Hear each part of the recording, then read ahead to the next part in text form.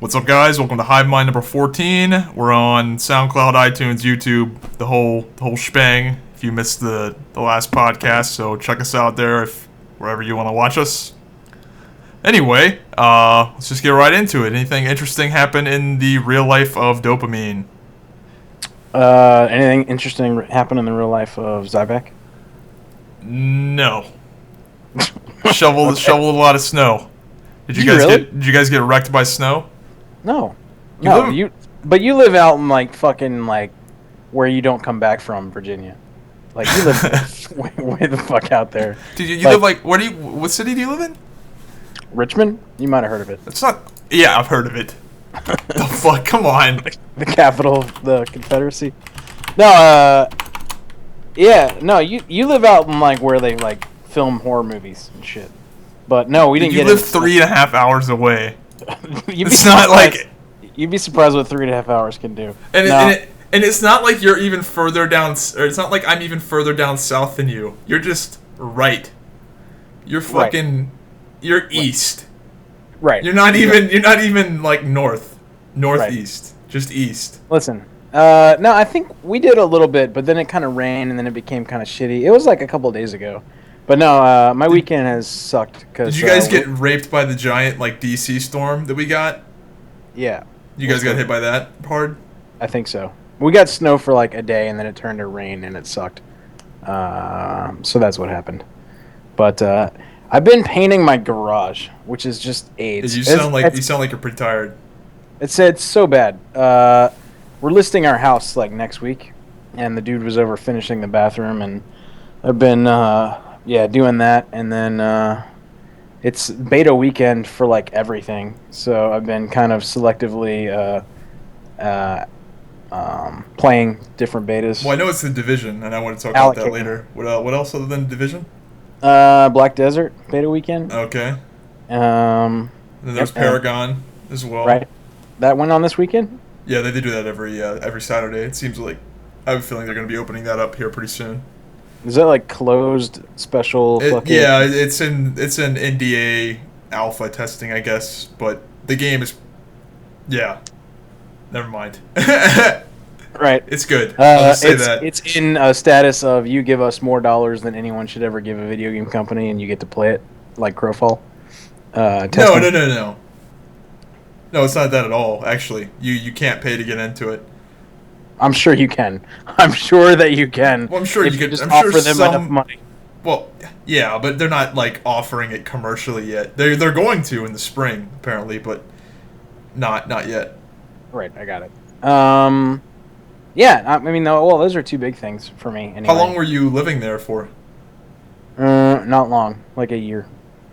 I didn't know if it was one of those situations where you bought the house when the real estate market crashed, and now you're gonna make a killing on it or anything like that. Oh no, and it sucked because that's not good to do, right? So.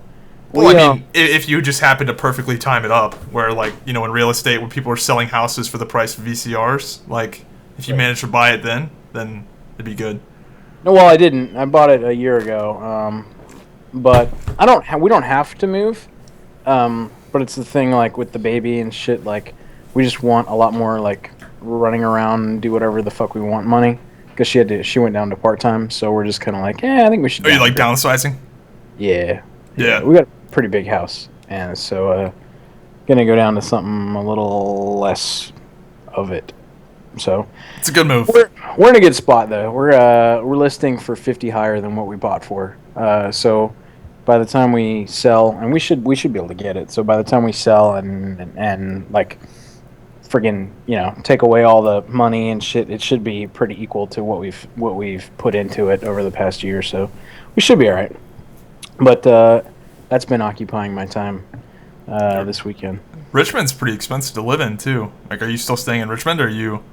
Yeah, and I'm in the part of Richmond where it's more expensive. So, in Richmond, I mean, I'm sure a lot of cities are like this, but, there's, the east side, which is kind of, the ghetto area. Yeah, that's where my brother lived, in Richmond. That's, the industrial area. And then there's the north side, which is also kind of ghetto, but, not as sparse, not as industrial. Is VCU in Richmond? The university? Yeah. And then Yeah. there's South Side, which is like where all the college kids are, and like the average cost of living. And then there's like the West End, which is like the West Side, which is like where like the uppity people are in like the malls and shit. And that's where we bought. So Yeah, I know VCU is like surrounded by what looks like a place from Grand Theft Auto. right, Like it's like VCU, this really nice campus, and then like surrounding it is like the ghetto. right. Well, I mean that's pretty much everything in Virginia, honestly. Surrounding it is the ghetto. not where I live, dude. Yeah, well, I mean, all right. Well, surrounding it are dead bodies and abandoned. Surrounding it is farmland. Right, exactly, with bodies on it. Yeah, no, I'm happy with where I live in terms of like cost of living. It is so fucking cheap. Like Yeah. I pay $400 a month for my 1-bedroom apartment that has utilities included. Right. Like that's a fucking like I don't pay electricity, I don't pay sewer, trash, any of that shit. Just $400 and I pay my internet and that's it. I mean, one of my buddies that used to be in Static with me when we were in WoW.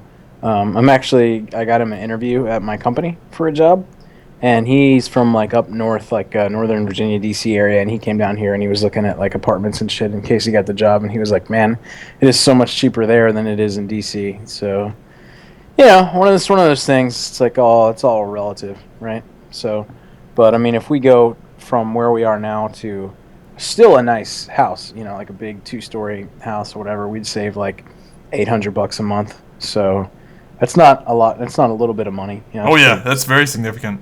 Pretty decent. So that's what we're looking to do. A lot of people are doing that. They're downsizing and not doing these big, grandiose American dream houses.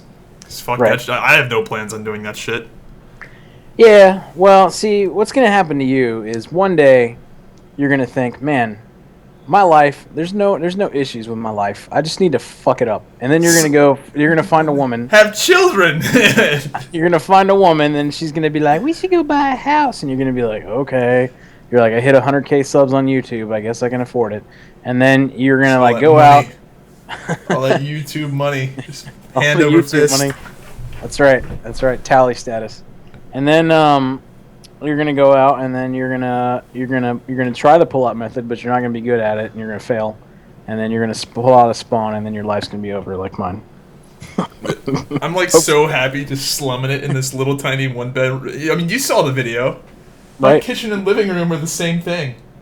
Right, but that's I mean Like, that's fine. I could almost spit and hit my fucking kitchen sink right now. Well, not that. It's like 10 feet. But, Or dude, pee. I'm totally cool with it, though. Right. No, I mean, yeah, that's cool. I mean, I actually was used to smaller places. I've always lived in like a small little apartment, like when I was in college and when I got out of the Navy and stuff, and I always had roommates. So, being in a bigger house or space, really, we don't like. We don't even fucking fill it with furniture. So Yeah, it's just, like, that's where I would space. be. Like, I don't have any furniture. So, and I've moved so many times, dude. I've moved probably 14 times since I graduated high school. Holy shit.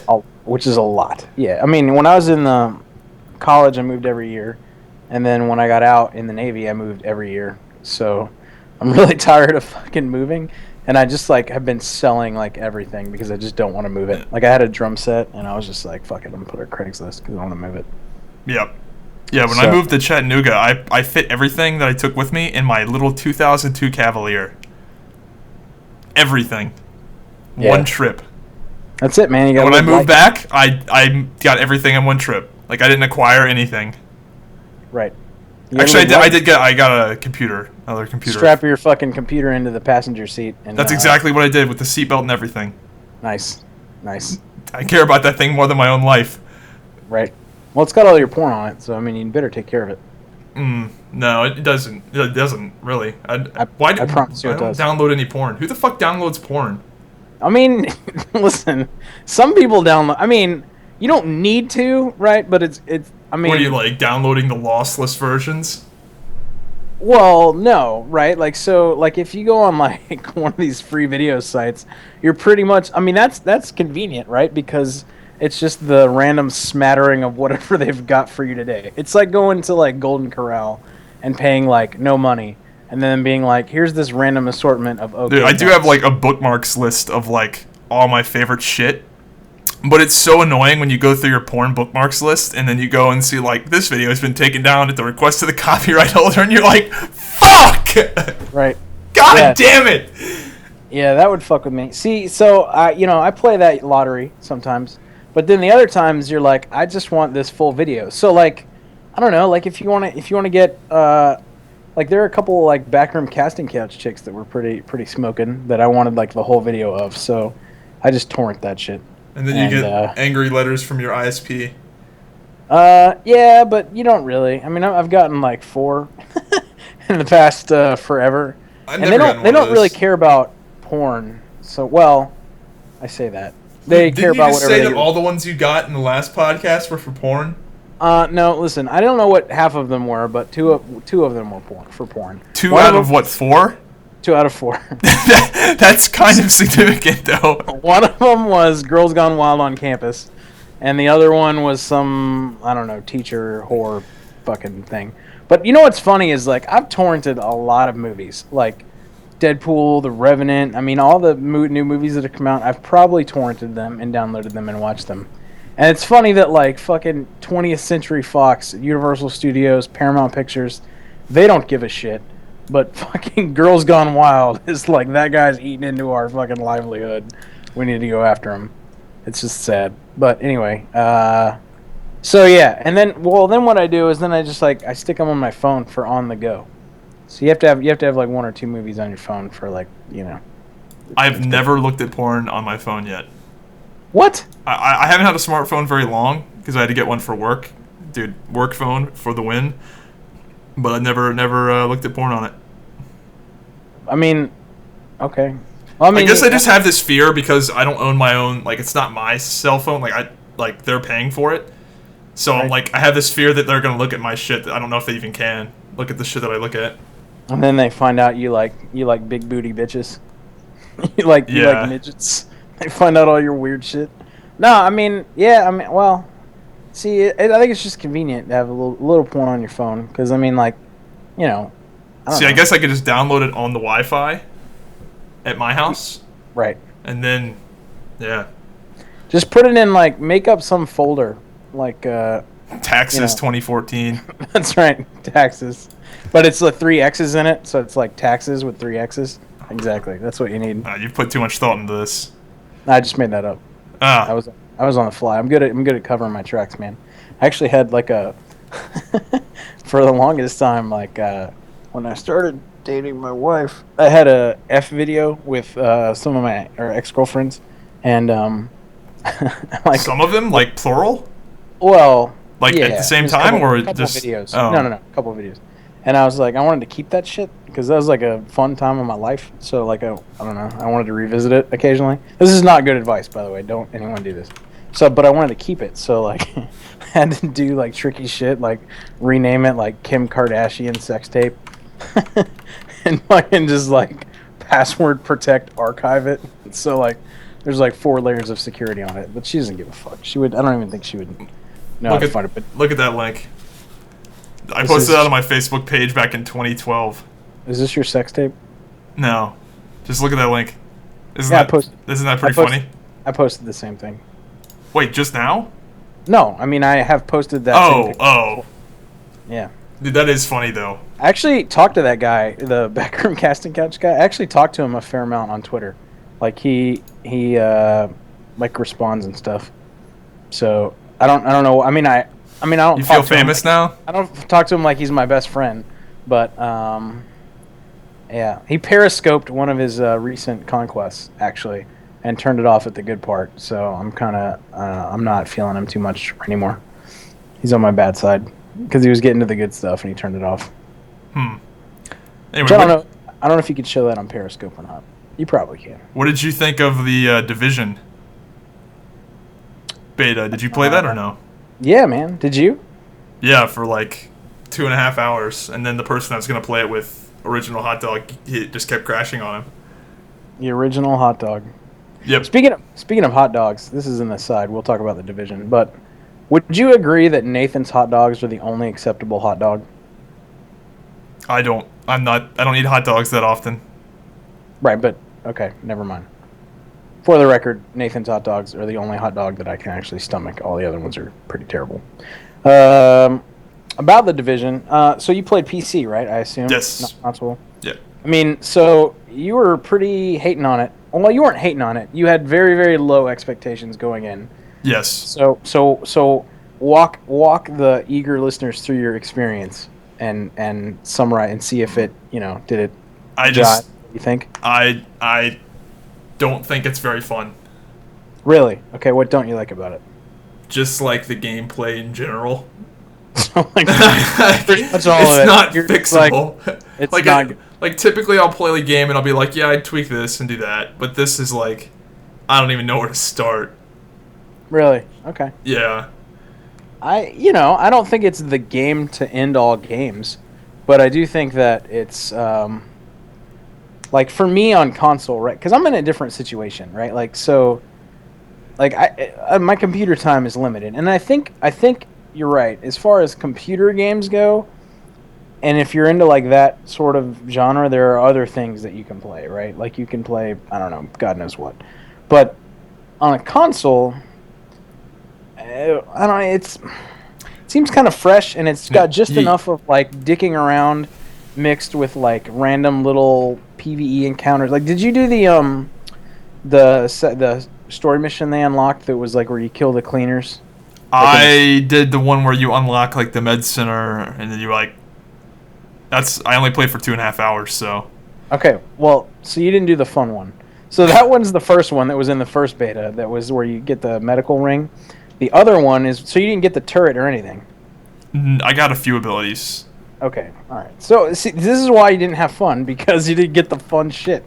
So like, there's a mission where you go down in the morgue, and this was only in this beta, it wasn't in the last beta, but there's like I say a morgue. You go down in a subway that's being used as a morgue, and there's these dudes with like flamethrowers that want to like set everything on fire. Yeah, I'm familiar with them. Okay, so if you like shoot their little tank or whatever, they blow like, up. Yeah, they blow up.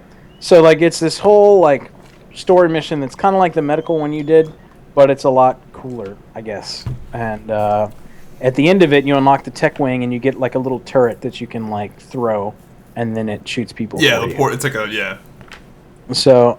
I don't know, man. I think it's a game that solo probably wouldn't have too much staying power, but I think if they nail the group play right and they get like raids and all that kind of shit, and I think if you but they haven't talked about any of that. They haven't talked about like them even having raids in the game. Like but it's coming. It's coming. That's what we're thinking. Or that's what you're thinking. It's got to. Or are they just not gonna do it? They're just gonna be like, they could really just not do it.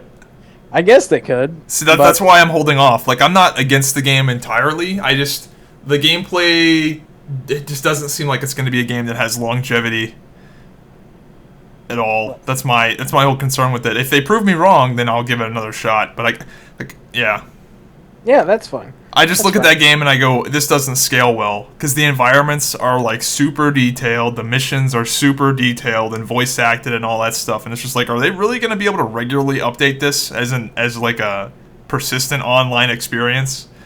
Well, the beta or the released game is only like a portion, like a small little portion of the map that they've showed like in previous stuff. So, like, I mean, that's kind of one of the things, is it's all, I mean, you have to basically get the DLC, but, I would say they probably have, like, 4x the map content that is going to be at release, like, already. So, I mean, there's that. I mean, I do think, like, I tweeted this out, playing on PlayStation 4, the way your dude moves and when, like, the little tuck and roll kind of shit and everything, without keyboard and mouse, like, on a controller, if there's some dude up in your face, because I went into the dark zone alone, which is not advisable, but I went in the dark zone alone, and if there's some dude up in your face, like the movement gets really, really weird. Like, you can't really fight well. Like, you fight okay if you're in cover and you can shoot and whatever, but like if you're having to like melee style gun combat in that game, I don't think it's that good. I just think it's a little awkward. Yeah. I'm just really curious how they're gonna like do difficulty in that game, because like everything was really easy at the start, which makes sense. But like, I don't know. Oh, I'll just have to see it to believe it. I'm just very hesitant. Right. Well, I mean, whatever. I mean, You're a weird cookie. You're like, you have a PC that's capable of PC gaming, but you play this on console. It's kind of weird. I have a child that precludes my enjoyment of computer games for the most part. How does that? But makes console better? I'm not. Yeah, because well, first of all, my computer is in my game room, which is on the 3rd floor of my house. So that I'm going to remedy that in my next house. But moreover, so if I take the baby up here, then I either have to hold her, which fucking sucks, or I have to put her in like the little pack and play or something. That's what they make ovens for. Inevitably, that's right, or microwaves. Inevitably scream. But if I'm downstairs, right, I can just sit Indian style and take a blanket and just stick her in my lap, and then I can play. It's much easier to play console with. They don't make like cages. Like, don't they have those baby cages where you like put like fences up around a corner of the room? Right. And they have like a 10 by 10 area where they can like crawl around and shit. Right, and they also make ball gags, but you can't use those on a baby. And that's the overarching problem is the screaming. What? Her mobility is not the issue because she's not mobile.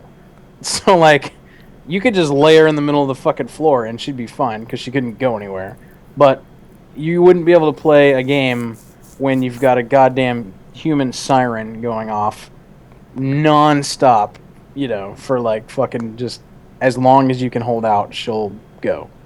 So like, that's why, I mean, like, so this is one of the things that I was going to ask about is like Black Desert, and I didn't play it this weekend, and I know you've said you've looked at it and you're not a fan or whatever, but I was reading some of the stuff on it, and some people are like really up on this game, but like the thing with Black Desert is there's like all kinds of shit to do that's like grindy, profession-y, like not combat related shit, like breeding horses and housing and all this other stuff, right? So like, I get that the trend with games is like to make a game have so much content that you could like literally spend all your time in it, and it's like a Second Life kind of deal or whatever. But could someone somewhere make an MMO for like fucking old people that have kids and lives? Like, I look at The Witcher, like that's too big of a game for me. I want a smaller, like bite-sized, like jump in, have some fun. I can get some gear, like I can fuck off if I want, or I can do the main action-y part. Like, I want somebody to make an MMO for like old people that have kids. Yeah. Because I feel like as a genre, MMOs are like trying to be like this Second Life, like invest all your time. I think Crowfall will be that a little bit, just because like there's some stuff like with the persistent training, and like if you don't play for a week, you're not like fucked, because all the skill training is done like Eve over time. Right. Well, like in Black Desert, like you they don't even want you to log out. Like in Black Desert, if you just leave your computer for 2 days, like you should just put your character like fishing, and then they'll like AFK level fishing while you're away. Or like if you want them to level like you're carrying a weight limit or something, you just like AFK them walking around the world, and they'll just walk around while you're gone. Like, to me, that's insane. Like, why would you have that in your game? Like, that is for fucking Koreans who like. That's an Asian MMO. It's an Eastern MMO. I got it, man. I got it. But you're making it for North American players, dude. Like, I don't know. Yeah, they're not gonna redo the whole game though. That's the thing. That's why I'm not excited for that game. Is because it's an Eastern MMO that's not doing very well in the East. Like, the game is not doing very well in Korea. Like, it's like 25th or something. Right. So, I mean, the combat is fun. I mean, I bought it. The combat is fun, or I will have bought it, I guess. I pre-ordered it. The combat is really fun, and the whole, like, I want to play the overarching game itself because it looks good, but I'm not going to get into it like I got into other MMOs. Yeah, I'm just going to wait and see. I think I know that's another game that just really isn't going to have a lot of longevity. Right. Just because, they've got guild versus guild, and then that's it, really. Right. I mean, I would be more excited for Crowfall, but you said you'd pay for my alpha access, and you've yet to do that. So. What? Yep, you said that. It was on the last episode. I can maybe get you an account, but not alpha access. Nope, need alpha access. Oh, I backed it already. Oh, then you're fine. I paid I don't know, some number of dollars that wasn't 500 to them. Did you get like the $20 one that's like just the game? I bought who's that guy Gordon, what's his nuts? The Gordon Walton or whatever? That's him. I bought him Chipotle basically. I gave him enough money that he could go get a Chipotle burrito. You must have gotten. Did you get in like a long time ago? Back in like March. Yeah, I was the first. As soon as they launched the Kickstarter, I bought in. Yeah, so you probably got the game for like $20 or something, right? Some minimum amount of investment. Yeah. Anyway, I think that'll be a game where you can just come in and out, and it's not a big deal because the skill training is passive, and you're not going to feel guilty for not playing it. But I do think that's going to be a game where some people are going to no-life the shit out of it. Yeah, so, right. And I mean, but, it's like a choice thing. Well, the cool thing about Crowfall, and again, I mean, you're way more into that shit than I am, so, but, I know the premises. The cool thing about Crowfall is that I could come into the world and notice things destroyed that are permanent and that weren't there last time and that won't be there forever because the instance I'm in won't be there forever. So, the world is changing around me, whereas in like a normal MMO, like the dude with the fucking exclamation point on his head will always be there. Yep. You know what I mean? Unless you know what I mean. So that's pretty cool. But I will say, I was watching some of your Crowfall videos about like they added strafing and they added this and they added that. I think though that there are some people, and this goes back to like companies in their betas, that like. Some people are like valuable testers, and other people just aren't. Like, I don't know if I would necessarily enjoy playing and seeing a game in such an early state that I would end up thinking less of it because of the state. You know what I mean? Like, yeah, what they did was pretty risky, but I think overall it's good that they don't have an NDA and that they're showing it this early. Right. Because there are people that some of it looks a little rough, dude. Oh yeah. Some of the videos I saw, I was like, oh man. Dude, when I first started posting videos about it, before they had textures in the game, and it was just like us playing in a white fucking area, people were like, "This game, the graphics are horrible," and it's just like literally everything is white. The graphics are so bad.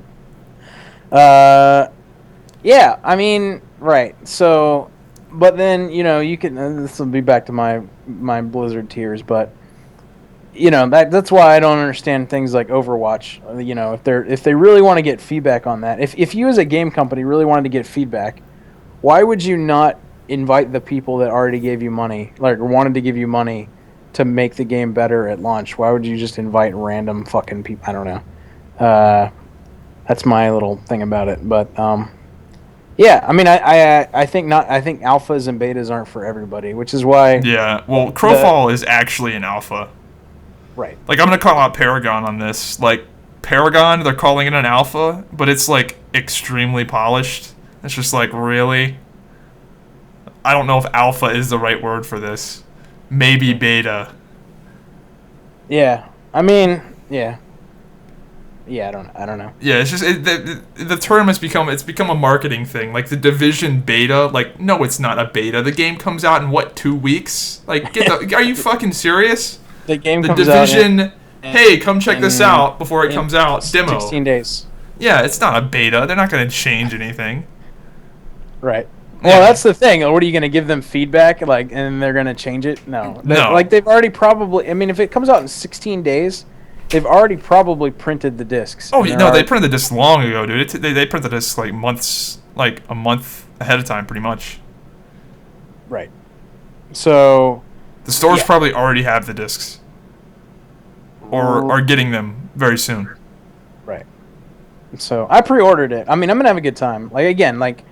My gaming focus has shifted to more console gaming than PC gaming, and I have a legit PC. Like, I don't know what kind of machine you play on, but when I sold my house last year, I netted a little bit of money, and I was like, fuck it, I'm going to buy a computer that for the next 3 to 4 years... Did you buy it in preparation for WildStar? No, because it was like a year ago. Oh, okay. It was like a year and a half ago. I didn't know if you did that.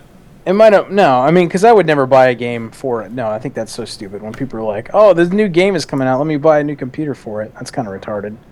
But I might do it for Crowfall, depending on how the beta. Like, I'm not gonna buy it until. but MMOs really aren't like PC like. Well, I'm gonna be needing one. Well, not needing. That's the wrong word. I will be due for one. Like, what are you playing on right now? I have a 780. Fuck, I don't even know what processor I've got. Shit, I had to look, man. I mean, did you build it, or is it a laptop, or what? Oh no, it's desktop. I can't remember the fucking specs on it. I think I've got a 3930K, or maybe that's my other. God, I had to look. Did you build it, or did you buy it? No, I built it. I just can't remember the specs. I can't remember what I bought. That's fine. So like, I built mine too, and I mean the only thing I'll need to upgrade on it is the graphics card, because I bought a 780 Ti, but I'm waiting. I'm not buying like the 900 series Ti. I'm waiting until the they come out with a 4K, basically a card that can handle 4K, like that might be a while, man. Frame rate gaming. Yeah, well, I'm gonna give it till like next year and see what they do. Because I don't think 4K is gonna be anytime soon. Like for for the semi masses. Right. They've already got cards that can handle 4K with like a 30 FPS load. So like that. What is it? The not the Titan Black, but the what's the one that recently just came out, and it's like, not that like Titan. It's like 20 grand, is it? No. This is a card that just came out, and it's like, it was like 12 gigs. Let me see. Yeah, I'll be honest. I don't really keep up with that stuff unless I'm in the market for a new computer or new. Right.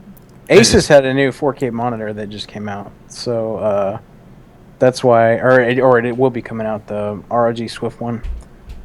But anyway, yeah, I mean, I kind of want to do, or at least try, the entry-level 4K gaming. So the rest of my computer is good, but except for my graphics card, which I'll need to upgrade. But MMOs really aren't like that intensive anyway. You know what I mean? Like WoW is a very CPU-based game. Yeah, most games are CPU-based nowadays. Right. Speaking of WoW, I played Legion. My son had an account, actually.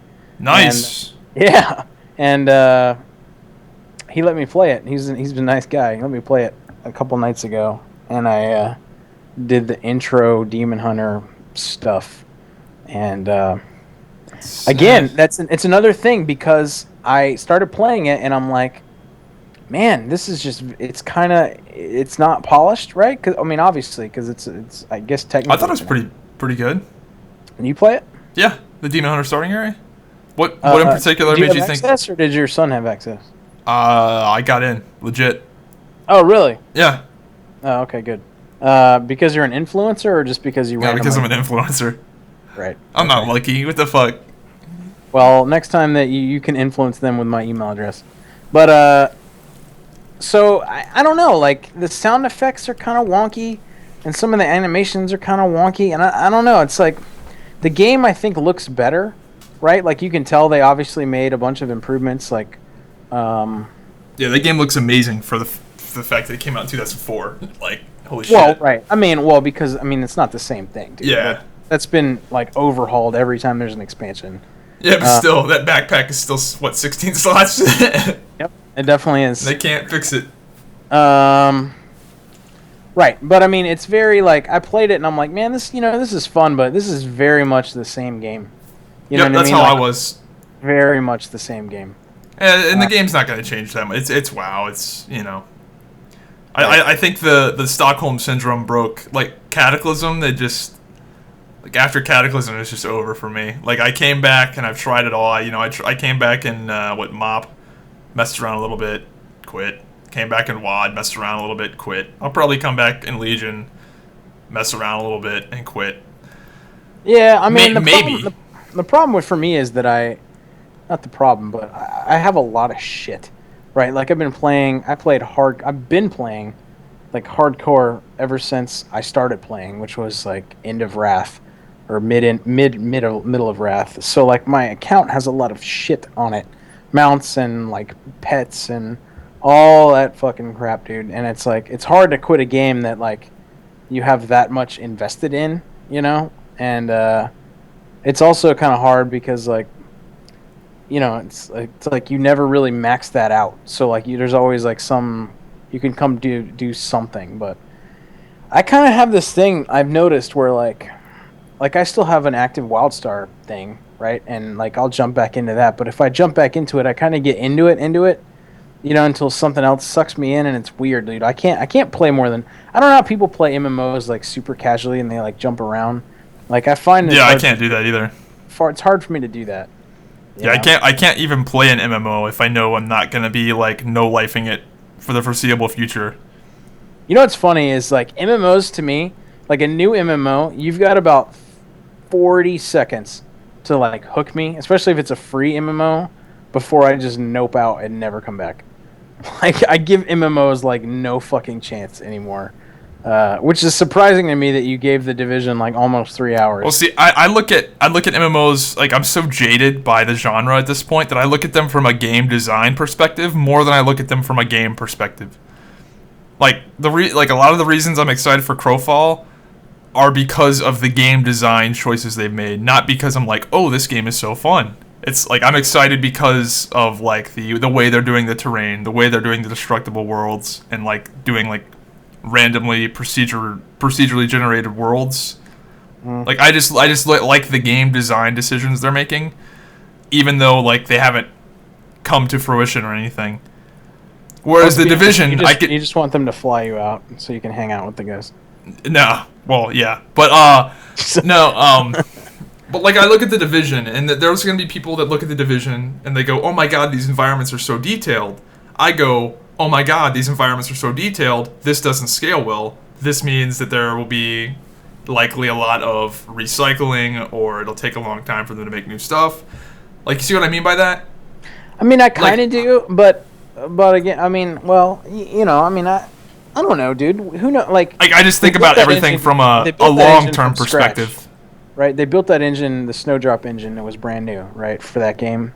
So a lot of those assets, I mean, they are detailed, but at the same time, like, who knows how much of that shit is Diablo-esque, where they could just like make a street and throw some shit on there, populate it with some doors. You know what I mean? You don't know how much that takes. I mean, I tend to agree with you that it probably is pretty, it's too good to be true. That's my stance on it right now. I hope I'm wrong, and I hope it's the greatest fucking game ever, and I'm playing it for 10 years, but I just don't think it's going to happen. See, Destiny lost me. I bought Destiny, and I played it for a night, and then I was like, all right, this game is not my game. I don't know what it was about it. I just wasn't feeling it. See, Destiny and The Division seem very, very similar for me. They do, but some of the criticisms of The Division, right, is that, like, you're just shooting, like, dudes in hoodies, right, and it's just guys or whatever.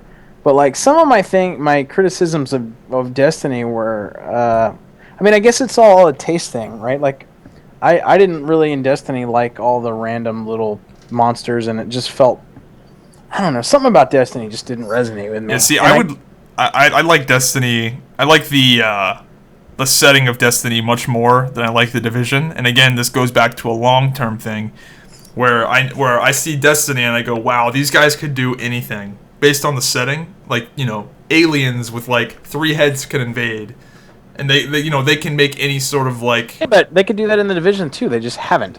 No, right? They can't. You know what I mean? There's a virus. The Division is grounded in realism. It's grounded. They're not gonna have like dragons invade. Like if evil space dragons invaded in Destiny, it'd be like, oh yeah, it's the evil space dragon patch. Right. In Destiny or in the Division, it'll be like, yeah, this guy could have a flamethrower, or he could have a machine gun, but it's a guy, and it's got to be pseudo-realistic. The little flamethrower guys, when you shoot their little tanks, like they explode. I don't know. Maybe it just might be my surround sound or something. That's pretty satisfying. And like the little boss, I don't know. I think what you're saying is true. I think the jury's out, right? I think we need to see what post-launch looks like. I think we need to see if there's raids. I think we need to see how the builds actually affect things.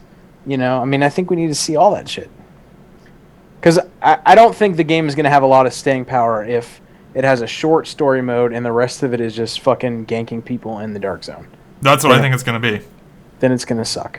I'll agree with you. I think it's going to be like a few missions that will ultimately be very fucking easy, because I just think it's hard to make a game that is difficult, that is truly difficult with FPS mechanics, especially. And people always say that, oh my god, you can make hard content that doesn't require a lot of people. I don't know. It's pretty hard to. It's very, very hard to make difficult MMO content that doesn't require you having to coordinate and rely on other people. That's kind of like part of the difficulty that people like forget about.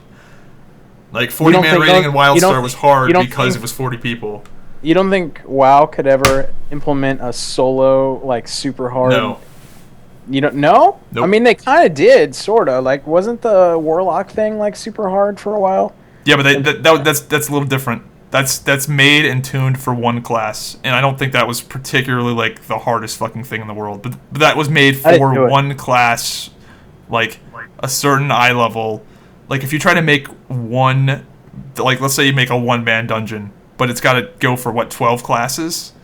Like it's either going to be impossible for some classes, or it's going to be a joke for others. I don't know, man. It's very hard to try it. It's very hard to make content that's. I'm not saying it isn't hard. I'm just saying that I think it could be done. I think obviously anything could be done, but I'm saying like realistically, it's hard to make challenging content where you like that's part of the challenge is that you have to coordinate and rely on other people. It's like the MMO thing. Right. But see, and then I had this so I had this debate with a couple people on Twitter, and are you familiar? You don't play Diablo at all, no? Right? So do you know what a Paragon leveling system is at all? That's like it's like you can just keep leveling up, right? It's like a never-ending. So in Diablo, once you hit 70, which is cap, you start gaining Paragon levels, which are basically levels above cap. And every level you get like a little bit. You get a point that you can put into like any one of 4 offensive things, defensive things, cooldown stuff, or whatever, right? So what I proposed was, what if and WildStar kind of did this, right? Because WildStar had what was the currency that was XP based? Elder gems. Yep. So WildStar, after cap, you get these gems, and you can buy things, right? And you could also spend your achievement points, quote unquote, with like the challenge system. Use challenge points, but kind of sort of. So like, why couldn't in WoW they implement some sort of system where like post cap XP isn't wasted and useless? Because as a solo player, and I think this is the thing that affects WoW, or the thing that a problem that WoW has is that, just like you said, like MMOs, and a lot of people share that mentality. Like MMOs, it's an MMO for a reason, and you should have a group and other people, and you should be forced to whatever, right? So all the content that means anything is done in a group. Well, the problem is if you can't fucking do that on a schedule, or you don't have friends, like Mythic 5-mans are a really good idea, right? Like they're appropriate challenge level of like, challenge modes or whatever. Yep. They award you pretty damn good gear. But the problem with Mythic 5-mans is either you have to have enough gear on your own that strangers will take you, which is hard to do if you could be the best fucking player in the world, but if your eye level doesn't pop up enough, no one's going to take you. So, and you could out DPS whoever that other guy is that does have the eye level. Or you need to have 4 really good fucking friends that you can find online at all times. So while they're good in theory, you still have to have people with you. So what I think WoW suffers from is the fact that a solo player or somebody that's like casual, the only thing that they can fucking do in WoW is queue for LFR, which is total incomplete AIDS.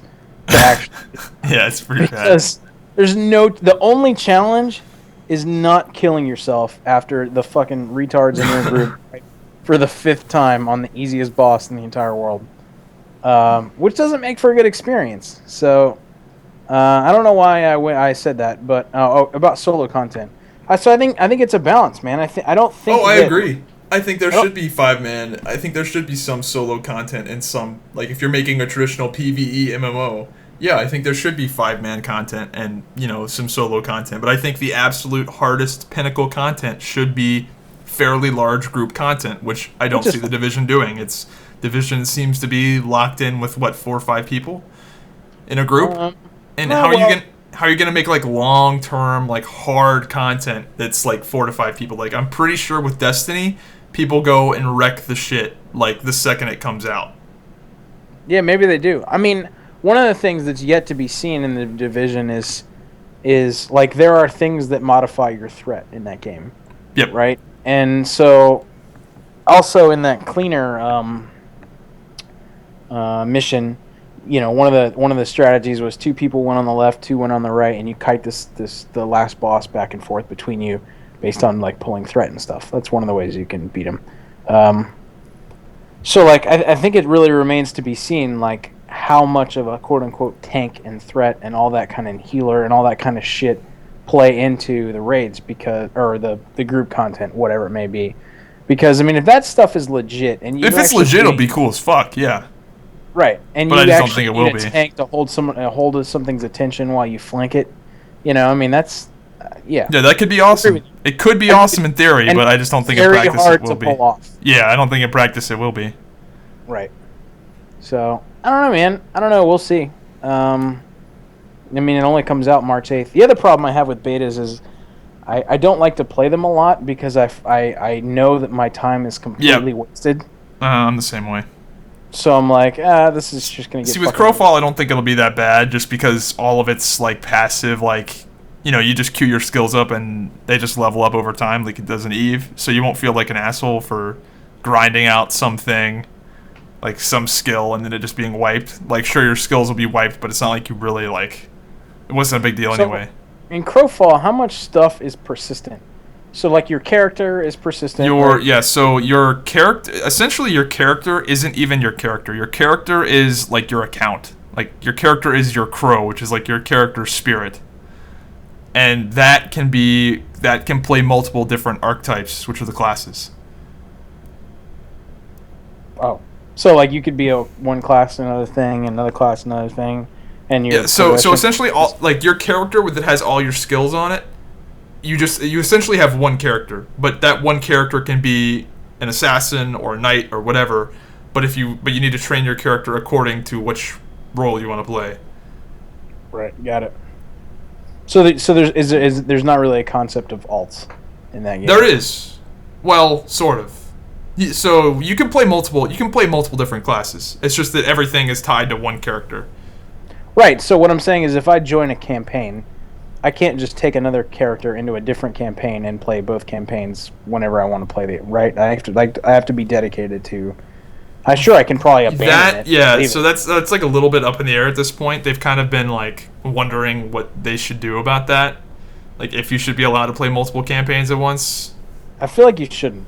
That's where they were initially, is that you shouldn't, and I think that's might be where they stay on it, because they want people to be like locked in and like what's the word? Have like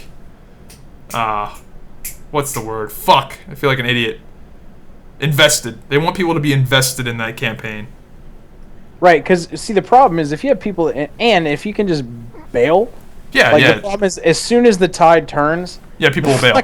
Poor bastards on the fucking other team are gonna find themselves alone, and then it's just gonna get really bad. Yeah, so I think they probably will end up locking people in, which is what I would like. Right. Oh, and the only risky thing is if you get into a campaign you don't like, and with a class you don't like, and there's no way to get out in your fucking campaign. No, so that's the thing. You're not locked to your class.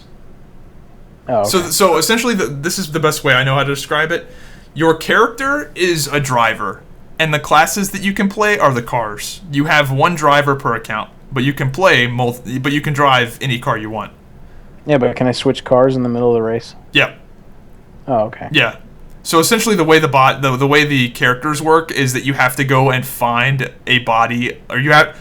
So there's a whole profession. This is a long fucking speech here. Holy shit! But essentially, there's a profession in the game called necromancy, which lets you make vessels, which are the things that you actually play as. So, like, somebody will make you a night body, and you play in that night body. Your crow flies into that night, and now you're playing the night. I got it. Yeah, and then you do that for all the classes. And there's, like, base level bodies, and then there's, like, you know, super high level whatever crafted. It's a whole profession, essentially. Really? And that's the way that you switch classes in that game. But when you train your character, when you're training your driver, essentially, you can train up to 3 archetypes at once. If you're like a VIP guy, you get what I'm going with. Does that make sense? No, I feel you. When do they? I think you might have said this before, but you think they're eyeing 2016? That's what they've said. They said winter 2016. Wow. Who knows if they'll... I mean, they said the game was going to be largely playable in 6 months, and that was like a month ago. So, who the fuck knows if they'll live up to that? I hope it's true. Hope it's true. Yeah. That's the only MMO I'm looking forward to, unfortunately. Yeah, I mean, I don't know, man. I think it'll be cool. Yeah. I don't know, like Far Cry Primal, to me, I think I've mentioned this, looks like a very cool game to me, but it's probably a game that I would probably want to watch somebody just stream it, and then I wouldn't want to buy it or play it myself. Like, I don't know why I think that, but like, I don't know, and like, there's not a lot of games, I guess what I'm saying is there's not a lot of games that are coming out that I'm like excited about. And like, The Division just, from the crafting and the stuff that it has in it, I think it has just enough interest for me to like buy it, to like fuck around in it to see how I do, which is kind of rare for me, because I don't spend a lot of money on new games, man. Like, I mean, I know you do because you got the YouTube thing, right? And you got like I don't really either. You drop $500 on Crowfall. That's a lot of money. That's like the only game though. You know how much because it's the last in Amsterdam $500 could buy you? One sex. No, it'll buy you multiple sexes. Actually, it's like $75. Actually, so when I was in the Navy, does their currency like suck shit over there? No, dude. Like, sex is cheap. Listen, when I was in the Navy, I was stationed in Bahrain for 6 months, and I made a terrible decision. But I was like, I need to go home and get married to this chick that I had been. Because my life is too awesome, as you said. Too awesome. Yeah. So I flew back home, right? But this is the best part. So they gave me 3 days of leave, or like 3 days at home. So I like flew home. That took like 2 days, and then I was there for like 3 days. And then I like came back, right? So I figured I need about 3 days to get married, to get a license or whatever. So like, I was brand new in the Navy. I didn't know that like leave was a thing that like you could just extend. It like wasn't a big deal. So like, I got back to Fort Lauderdale and like couldn't get it done in 3 days because I think like one of the days was a holiday or something. So I'm like, fuck. So I ended up not getting married. So I just basically had like a vacation when I was on deployment. But I went to fly back, and I had a layover in Amsterdam. And when I was over there, like this chick gets on this thing and she's like, hey, we're oversold. If any of you want to stay the night, we'll give you a free hotel and like $300 and blah, blah, blah. And I'm like, fucking right here. Hand went up. I was like, I'll fucking stay. So I had a night in Amsterdam to myself, dude. And it was wild. I'll just put it that way. I wanted to like see all of the sights of Amsterdam because like you hear all about it, right? So I wanted to like take a shot of absinthe to see what that was like. And then there's like glass bottom boats all over the city. There's like the 420 fucking pot cafe on the corner. There was a museum called the Happy Sex Museum, and it's like a museum of like. Sorry. It's time to do the podcast, bro. Yeah, we started early. There's the thing called the Happy Sex Museum, which is like a wax museum of like leather and like big crazy weird sex devices, all kinds of shit that's over there. And then there's like the infamous red light district. Which, have you ever seen it or heard about the red light district? I have heard about it. It's like where all the, like weird, crazy people are, essentially.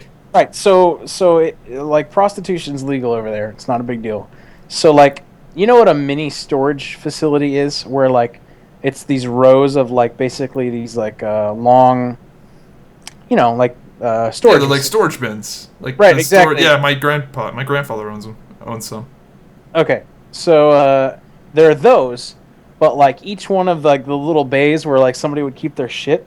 Yeah. So there's like a door, and then there's a window, so like a pet shop kind of. So there's like a big glass window, and there's a stage on the window with a stool, and this chick like sits on the stool, and when you walk by and they like point at you and like talk to you or whatever, or they'll just like in one case, there was these two dudes walking in front of me. This chick opened the door and like whipped the guy with like this fucking like cat of nine tails thing, because I guess that was like her thing, is like she was like the dominating one or something. And she like looked at me and I'm like, please don't hit me with that. Like I don't really, that's not my thing or whatever. But they're fucking crazy. So like I wanted to see how this worked, right? Because I was just legitimately curious. Of course, yeah. Right. So I watched this guy and he rolls up, talks to this chick for a little bit. They go in the little door, and inside this little thing, it's like a little pod. There's a bed, and then there's like a fucking like pull curtain, and there's a shower, and then like on the wall are all like a doctor's office worth of like health certificates.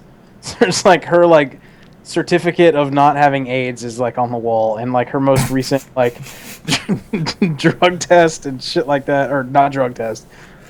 AIDS test or whatever, STD test.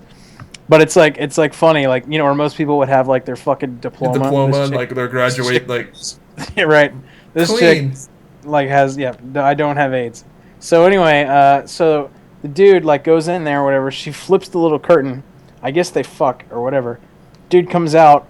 She like whips the curtain back open, takes a quick shower, and hops back up on the bar stool. It was the craziest thing I've ever seen. I can't believe they don't have issues with like foreigners giving them STDs and shit. I mean, I'm sure. Because surely you don't, like, the people that pay for it don't get tested immediately. Like, doesn't it take like 2 weeks? Yeah, so I'm sure that like I'm sure they do like all the time, like come down with it, and then they have to just like fucking. I don't know how often those chicks get tested. I don't know if it's like a weekly thing or like a daily thing. Like who knows? But yeah, it doesn't seem like the safest proposition. No, it seems like Like, I could understand maybe the people of Amsterdam, like, since everything is so, like, I can understand, like, people, like, them not having to worry about the locals giving them shit, because if everything... Well, you're also fucking not raw dogging it with an Amsterdamian prostitute, right? Like, it's not... I don't think you were even allowed to do that. Oh, that makes sense. Well, I mean, money talks. Well, right. But, right. So, yeah, and then so I wondered, like, how much that was or whatever. So I asked this one random chick, I was like, how much is it? And she said it was like €50, which is like $75 for like whatever you want. Like, it's pretty crazy, dude. Like, not a big deal. Like, I don't know. I never paid for sex. I don't know if I'd be down. But I'm not like against it. I'm not like taking the moral high ground. I just think it would be weird. Like, I'm definitely aware of the fact that everyone pays for it in some way. You're either paying for it with your money indirectly or with your fucking time. Or with McNuggets. Yeah, McNuggets. Whatever the fuck that means. You gotta, dude, you gotta wine and dine these chicks, man, if you want some sex. It's you're not I just getting think it'd be weird. I don't know, just to directly do it. I mean, I'm sure I'd get over it pretty quickly. I think I'd be all right, but I just think like getting over that hump would be a little weird. One of the craziest things for me to see was when we went over to Bahrain. Like, that was my first experience in the Navy, and like one of the things the Navy did for me was that I wasn't the most like.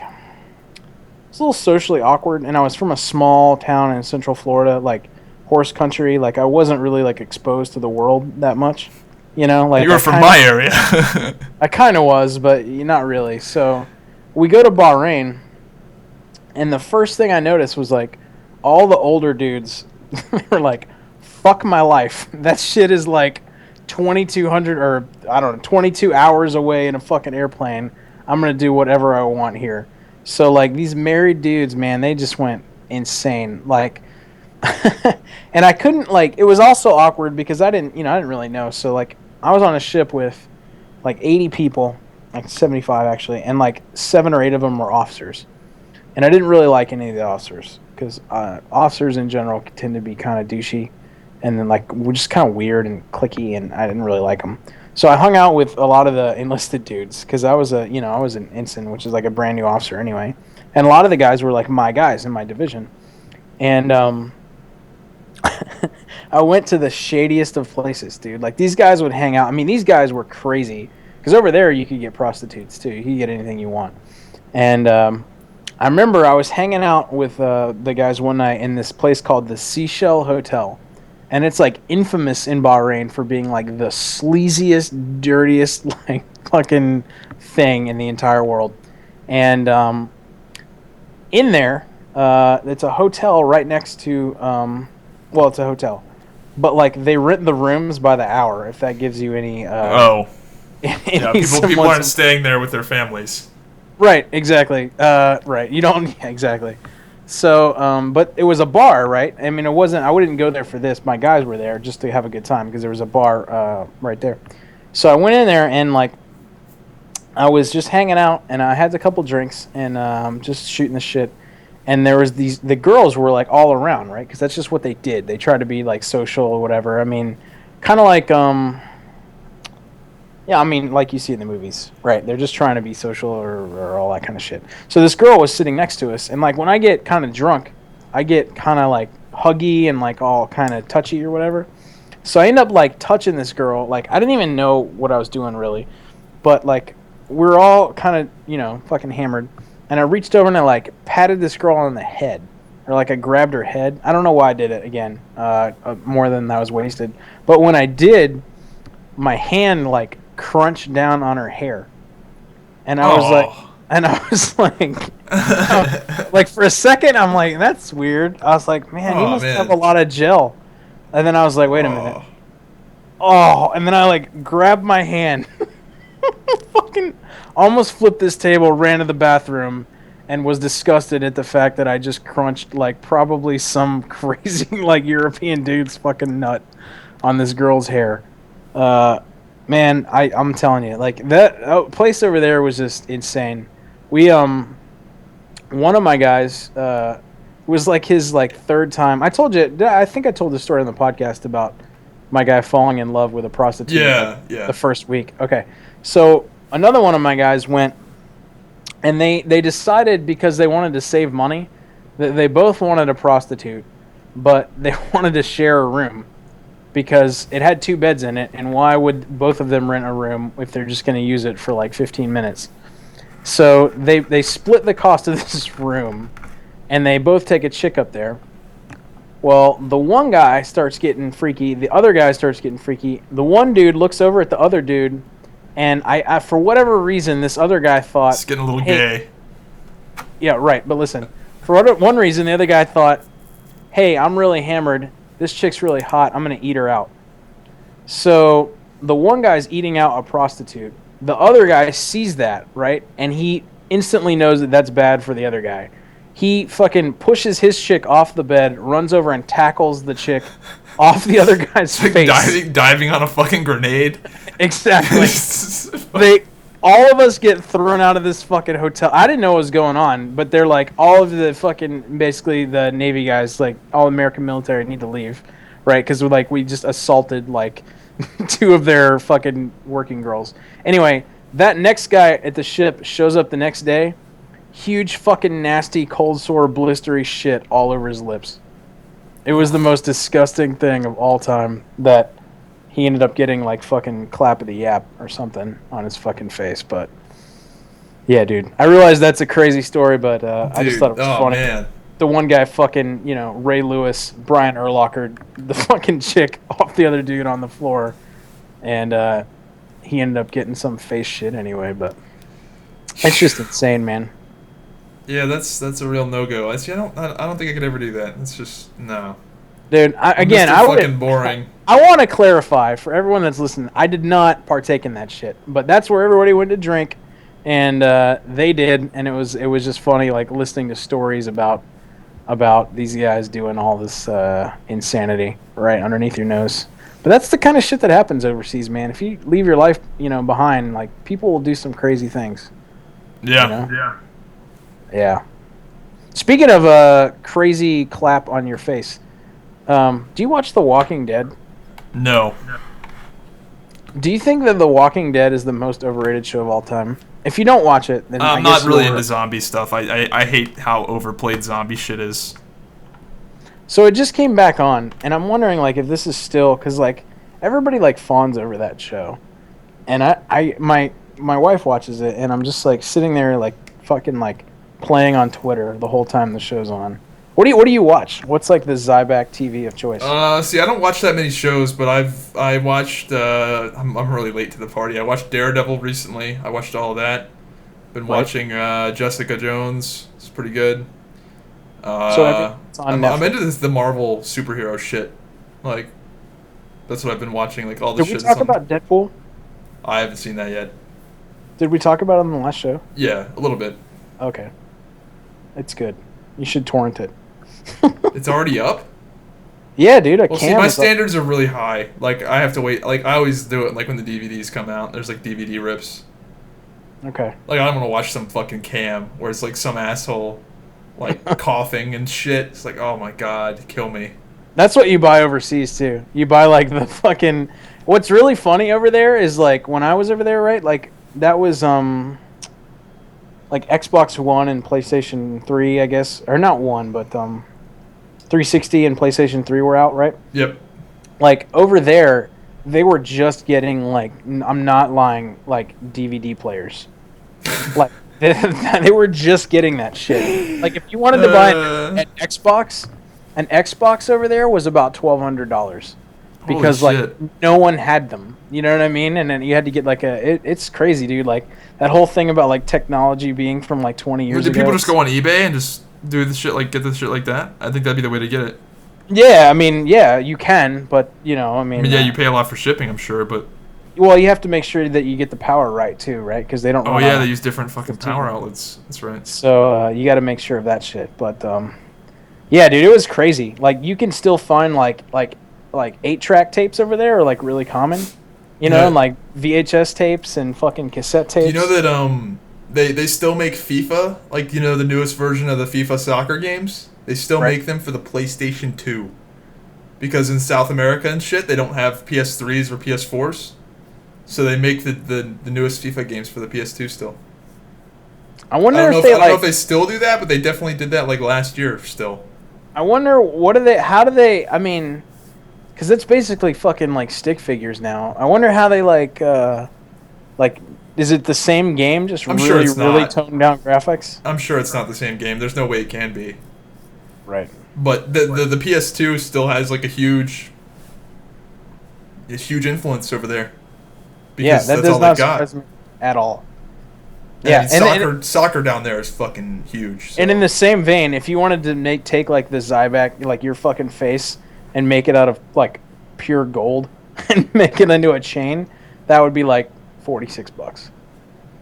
Like it's so weird. Like you can get custom jewelry made over there for like nothing. Like dudes get like fucking like Dumb and Dumber orange and like blue suits made because it's cheap and why not? It's pretty crazy. Yeah, they just have like some weird like natural resources over there where they can just pull that kind of shit off. Yeah. Yep.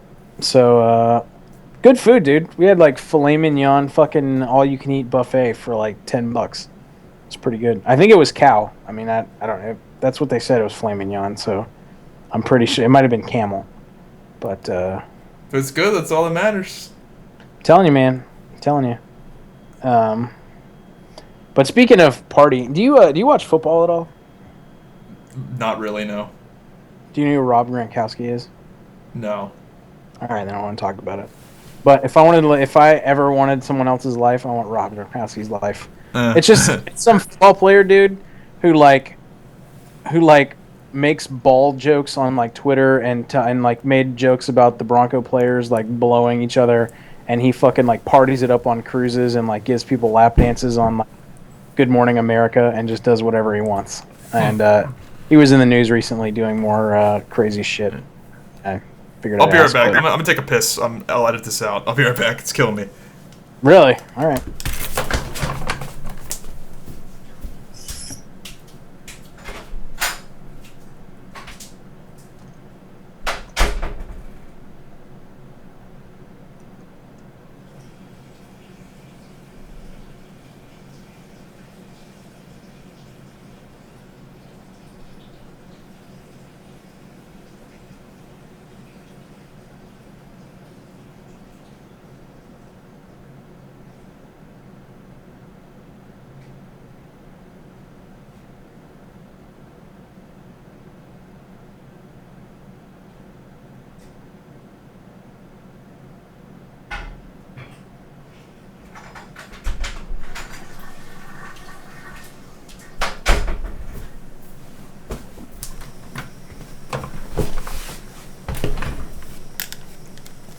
Oh my god. That needed to happen a long time ago. Are we back now? Yeah, we're back. I'll edit that out. So, for everybody that was just listening, Zybak just went and pissed. Remember how he said he had a small apartment? I heard every fucking second of his urine stream. Wait, really? He was pissing. I shut the door. No, I still heard it. That was really loud. You must have like a fucking fire hose. Dude, I had to go, man. I might leave that in. I'm telling you, dude. Yeah. I'm gonna leave that shit in. Everyone will listen to you. Fuck piss. editing. No, just let everybody do it. But just, I would like, because that was a solid like 20 seconds of urination. I would just maybe cut that down to like 5, but that was definitely audible. I appreciate that, buddy. Dude, I was fucking dying. All right. And all now right. we're back. All right. So, you wanna talk some shit about Bernie Sanders? Cause you gotta do something to piss people off, right? According to the comment section, he's the greatest. He candidate. is the second coming of Christ. Right. What about him? It's so annoying. So you don't have anything. You just want to talk shit about him. I have a lot. I hate it so much. I hate the circle jerk around him so much. Not that I'm like for any particular candidate, but oh my god, the people that are like all over his dick are so annoying. Like more annoying than anyone else. So here's the thing, right? Did you see that? You see that Jeb Bush quit? Yes, I'm gonna miss him getting bullied so much. Like Really? I've been watching compilations of him getting shit on, like by other candidates, like Trump mainly, obviously, but like his own mom like shits on him. It's fucking. Did I tell you about the time that I met Jeb Bush? No, I actually wrote that down as something to talk about. Go for it. So I was in, I think it was middle school. It might have been high school, but it was. I was in band when I was in school, because of course, right? So we went and we did like some parade in Tallahassee. This is back when he's governor of Florida, and I was a fat kid in school. I mean, whatever. And so after the parade, we got to go to the Capitol, and they were like, you're gonna get to meet the governor, and I was like, oh, okay, cool, whatever, blah. So we go in there, and he fucking comes out, and I'm like, hey, his tie, he had on a tie, right? And the tie had like little silhouettes of animals on it, right? So I was like, hey, I like your tie. I was like, they kind of look like little animal crackers. And he goes, oh, do they? He goes, are you hungry, little fella? And I'm like, what the fuck? Like, did fucking Jeff Dude, he's just weird, man. He's like so fucking weird. He just called me fat, and then like he walked away, and my buddy's like, no worries, dude. I totally crop dusted him for you. I was like, thanks. But yeah, the only time I met Jeb Bush, he asked me if I was hungry, obviously, because this was a little fat kid. So after that day, I was like, I'm never voting for that fuck if he ever runs for president, and he did. I think it's crazy that his campaign, like, I mean, he's a Bush, right? Like, isn't he supposed to win? Like, what the fuck is wrong with him? I think so. His last name was definitely working against him in this case, I think. You think? I mean, I don't think he was a strong political candidate to begin with, but I think being a Bush doesn't help you. I really don't think it helps you anymore. Maybe back in George W. Bush's case when he got elected, it was like, oh, he's a Bush. But now it's like, oh, he's a Bush. Right.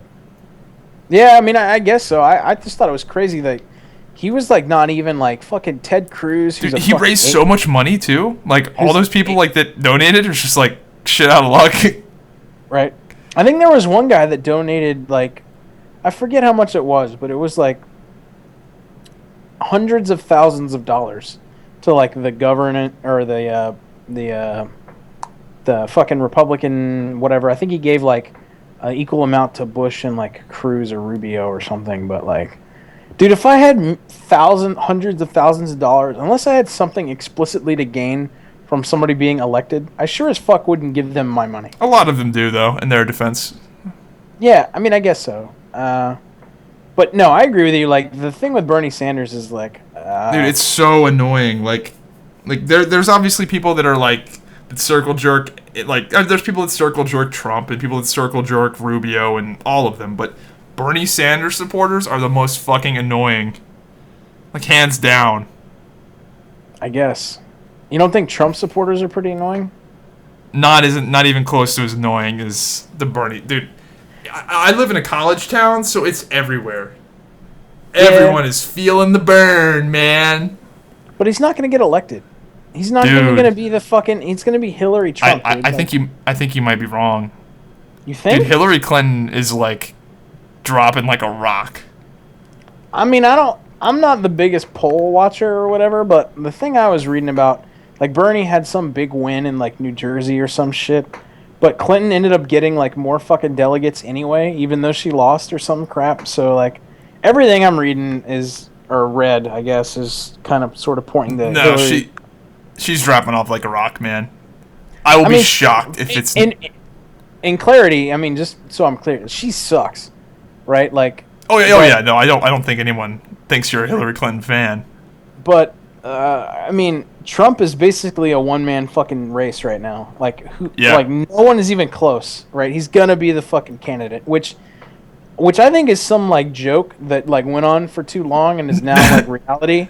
Yeah. Like, it's 2016. Like, he's still, like, not only is he still in the fucking race, but he's winning, like, and he might win the whole fucking thing.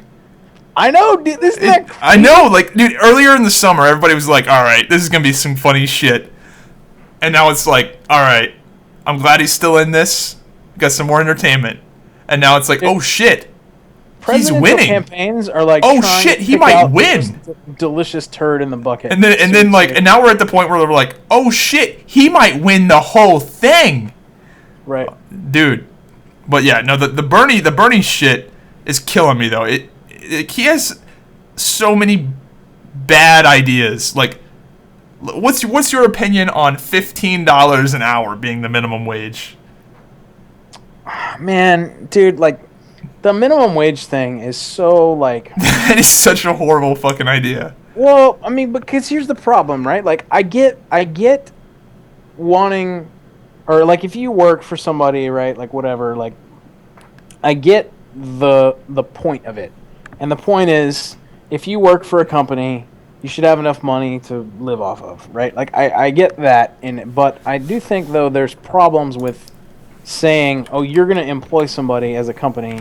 Here's the minimum amount you can pay them, and then having that be regulated for, a bunch of reasons. But, like, to counter that, if you're Walmart, right? Walmart's a pretty shitty company. Everybody agrees about that. That's the company that I actually, I used to steal a lot when I was a kid. Not because I needed to, but just because, that makes it better. Not because I needed to, just because I was, like, bored and I wanted the challenge. That's actually a thing that people do. There's right. There's a lot of people that make like a lot of money, but it's like this like taboo thing where they'll like steal like lighters and like candy and shit. Like these are people that make like hundreds of thousands of dollars that just like that thrill DVDs. Of stealing shit. I stole DVDs, and my claim to fame, I actually hid in like a coat rack. I like how you stole the one thing that you could easily steal for free at home. No, not in the days when I was doing it, dude. I mean, keep in mind, I'm old. DVDs were out with the internet, right? Yeah, but I mean, like, not when you're a kid. You don't really know how to, like, burn, like... Plus, I mean, you don't have... I mean, it was different, right? I remember my claim to fame, this is the hottest thing I ever lifted, was from Walmart. I hid in, like, some, like, women's, like, fucking fat yoga pants fucking coat rack. Like, one of the big circular ones. I hid in that. I've always wanted to do that as a kid. And I lifted the entire Rocky collection. Like... It was a thing, like one of those. Oh, so you take the DVDs back and go under the clothes rack thing, and then unpackage them and do all that shit? No, this is what you do, right? So, like, you know what a DVD case looks like? So there's Never seen one before. That wasn't an actual question. I'm sorry, that's just too easy. No, it's fine. You know the little tab in the side where you, like, stick your finger to open it? Like, there's a little, like, space? Yeah, so yeah. what you do is you take, like, your key... Right, and you just pop that, or pop it with your finger or whatever, and you slide your finger up and down so that you can basically crack open the thing without taking the plastic off. Mm-hmm. And then you just take your finger, you slide it in there, and then just pop the DVD and slide it out. And then you just put the case back on the fucking rack. Because, I mean, there's no little, the little thingies they hide in, like the brochures or whatever that makes the thing go off. Yeah, they don't put them on the discs. It's not on the disc, so if you don't lift the fucking thing and you just Yep. take the disc, you're fucking I have golden. I have a similar thing I used to do that was not quite stealing. Well, actually, it kind of was, but Walmart got their money. So what I would do is, obviously, I make YouTube gaming videos, right? And getting access to these games early is huge. It's a very big competitive advantage. And sure, I can't put the videos out until the NDA is dropped, but I can play the game and make the videos ahead of time. And then as soon as the NDA is dropped, just drop a whole bunch of videos, right? So it's a good business decision for me to get the game early. So what I would do is I would go to Walmart and be like, hey, you guys got that copy of whatever, The Last of Us, for example. Like, I got The Last of Us early. And I would go and I'd find a shady employee that would sell me the game early. And what he would do was do exactly what you just said. Crack open the box, hang on to the box, but just give me the disc, and then I'd pay him like $75 or some shit. And then he, when the game came out legit, would scan it through the system, and no big deal. Walmart got paid. He got paid. I got the game early, and no one knew. Wait a minute. Back the fuck up. How did you go into Walmart and approach a random swinging dick and be like, listen, do I have the deal for you? That's exactly what I fucking did. Like, this little pimply kid. Well, I knew him. I knew the guy. I went to high school with him. All right, well, that's... But all he did, I mean, there was no victims. Walmart got paid. He got paid. I got the game early. Because he scanned he hung on to the box and just scanned it when the game came out regularly and paid for it. Right. And I did that for a lot of games. I mean, why didn't you just fucking... If I was that guy, I would just throw the box fucking up my ass and then pocket the $75. Like, you know what I mean? I guess... Throw the box up your ass. You know what I mean? Like, just fucking get rid of it. Well, he just didn't want to leave he didn't want to have any suspicion, you know? Right. Like, why not? You know, he got paid. I think I paid him like $50 on top of it. So I gave him like $110 or something. And the game was $60 and he got $50.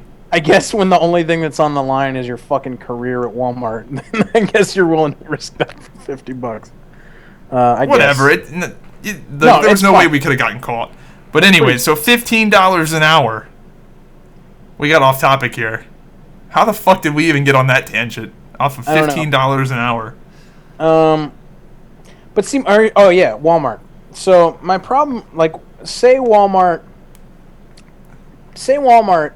there was no minimum. I think when deciding if minimum wage should be $15 an hour, I think the question you should ask yourself is, why was the minimum wage created in the first place? And what does it do?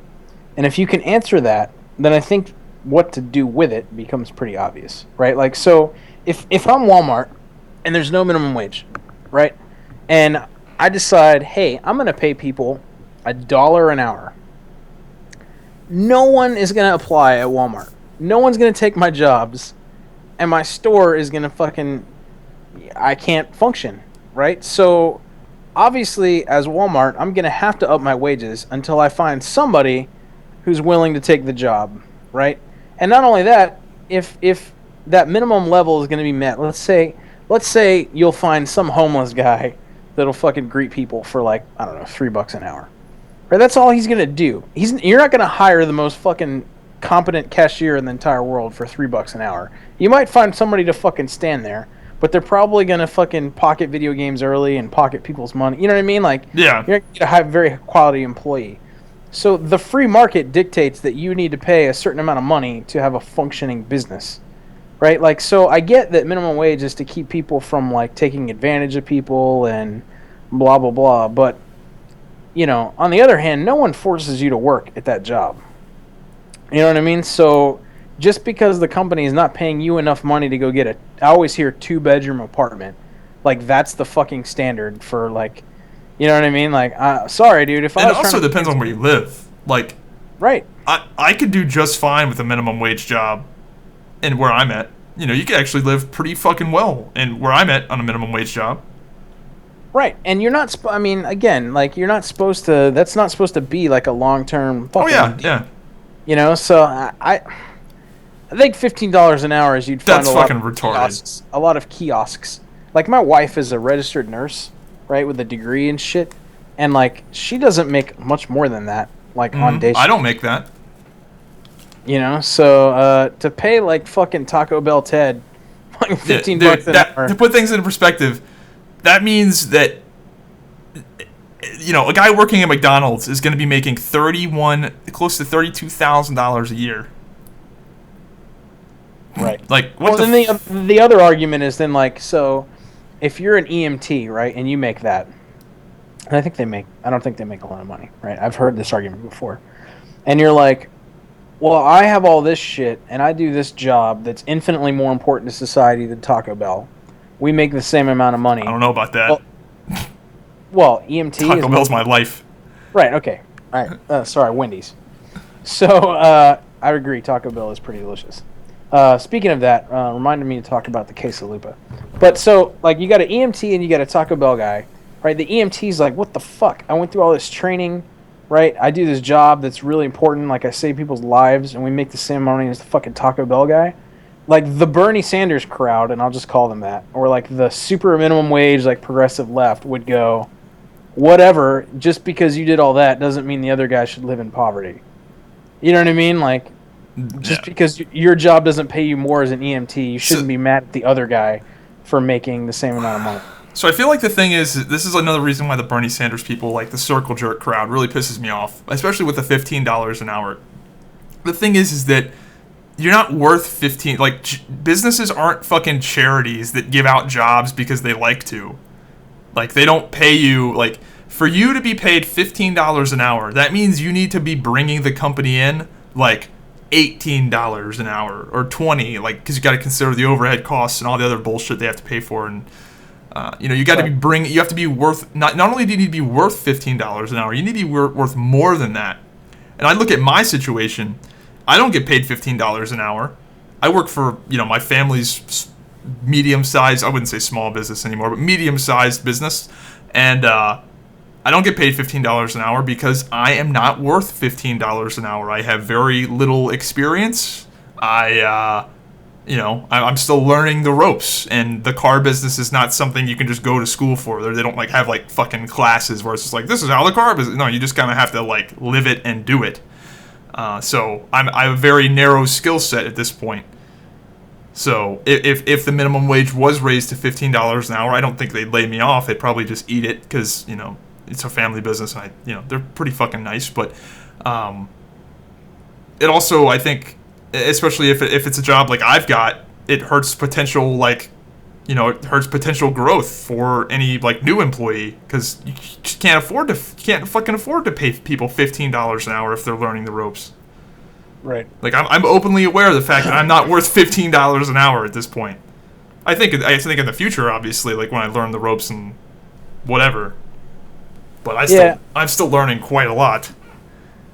Yeah, no, I mean, I agree. I just think, I do think, though, that the Sanders crowd, or whatever, that mentality has some key points and some things that we could do. I mean, like, when you look at waste in the government, and this is one thing I wanted to talk about on the show, we, actually, let me find this. I want to link it to you real quick. I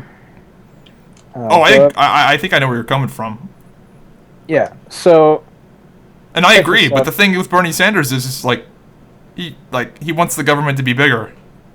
Like, more of the government is what he's directly proposing. Yeah, I got it. So check that article out, and while you read that, we just so this North Korea thing's going on. Obama just imposed new sanctions on North Korea, right? One of the things that they greenlighted was $50 million. $50 million to broadcast radio, propaganda fucking communications into North Korea from South Korea. And, who knows what those are going to say, fucking keep your head up, or fucking North Korea sucks, or whatever, right? $50 million for that. This article I just linked you, you can read it if you want. What is the title? $2.6 million to teach Chinese prostitutes how to drink responsibly. So, the government funded this group, gave them $2.6 million to do just that, to teach Chinese prostitutes how not to abuse alcohol. Because their thing is saying that when they abuse alcohol over there, that's what you do, they're more likely to get AIDS, which is bad for the world. So the U.S. spent almost $3 million on Chinese, not even American prostitutes. Like, it'd be one thing if it was American. Yeah, really. So like, when what about our ladies back at home? Shit. Exactly. So I just think like the amount of money the government wastes is fucking retarded. So like, if you took that money, you could probably do a lot more social programs. You know, like, I firmly feel like if given the authority to do so, and again, there's special interests and there's fucking checks and balances and all that stuff, but it boggles my mind why we're almost $20 trillion in debt and the government just cannot balance the budget. Because like, if it were me and it was my like income and my house and my life, I would just fucking cut off everything that's not a necessity. I would say, hey, $20 trillion is a national emergency. Right? We're not funding shit. Like, your Chinese fucking study and North Korea this and whatever, and we're going to send aid money to fucking Turkestan. No. None of that shit, dude. So, I mean, I think that Sanders is okay, but I don't think we should tax, like, more middle-class Americans to pay for these social programs when we could just suck it out of, like, wasteful shit. Like, when I was in the Navy, dude, we would if we could just stop bombing brown people, that would be, like, great. Right. Or, like, so, well, the problem is that, like, if you have the special equipment, like, in the military, right, there's only, like, 1 or 2 manufacturers of that equipment. So they can charge the government what the fuck ever they want and get away with it. So, like, a hammer being $20,000, like, that shit actually happens. You know what I mean? So, and the other thing I think we could do, and just as the last thing, is, like, have you seen the Colorado, like, tax revenue from the marijuana and stuff? It's huge. Yeah, it was so much money that Colorado actually had to give taxpayers a refund because there was a maximum amount of money that they could actually take in legally, and they exceeded it. So, like, every taxpayer got a check for, like, $6 back. Because $6? Yeah, it was like $6. It wasn't a lot. Or 60. It was not a lot of money. Yeah, but still, it's kind of like, I mean... Everybody got it because there was so much money. That's funny, though. So, why don't we just legalize pot? Tax the shit out of it, legalize gambling, tax the shit out of it, and maybe legalize prostitution and tax the shit out of it. And just take all that money and fund things like single parent child care, fucking birth control, fucking education, healthcare. Like, you could fund so much stuff. You know what I mean? Yeah. I don't think middle class Mike has to fucking pay for that out of his taxes. Yeah, we do spend a lot of money. Like, it's just, like, yeah.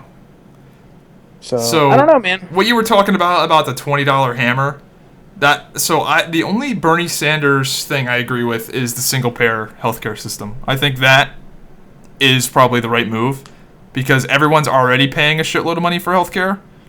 And if you cut out the middleman, the insurance companies... then I think pretty much everybody would save a fucking shitload of money if it was all single payer. And, the whole rest of the world does it. It seems to make sense. You know how much I pay in healthcare every month? Yeah, you told me. I just can't remember it. What is it? A fucking lot, I'm sure. $900 for me, that's fucking my crazy. wife, and a kid who never get sick and go to the hospital. $900. But I agree with I definitely agree with the single payer healthcare system. But other than that, that's pretty much it. But good luck getting that passed, Mr. fucking Bernie Sanders, because I'm sure the multi-billion dollar and probably $1 trillion insurance company industry is not gonna go down without a fight. Considering like you're just like that's completely eradicating like single payer healthcare like completely eradicates the entire health insurance industry. What do you think of? Do you think like companies like Big Pharma? I'll say that. Do you think that like companies like intentionally like don't find the cure for things because the money for treatments are more? I'm sure. Yeah, I'm sure they do. That just boggles my mind. Fucking. Yeah. My stance on the whole Big Pharma thing, I feel like I have a very balanced stance on this. So, everybody likes to think of like big pharmaceutical companies as like the great evils of the world, and I'm sure they are. I'm sure a lot of them are. But the thing that people don't realize is that it takes billions of dollars to develop, a drug. Billions with a B. And only like 1 or 2% of them ever become profitable. It is a fucking massive gamble to to get into the R&D business of drugs. Like it so few of them become profitable at all that it makes me kind of have a hard time saying, yeah, these motherfuckers shouldn't be making as much money as they're making off these drugs, when in reality it's just like they finally got one of them to hit, you know?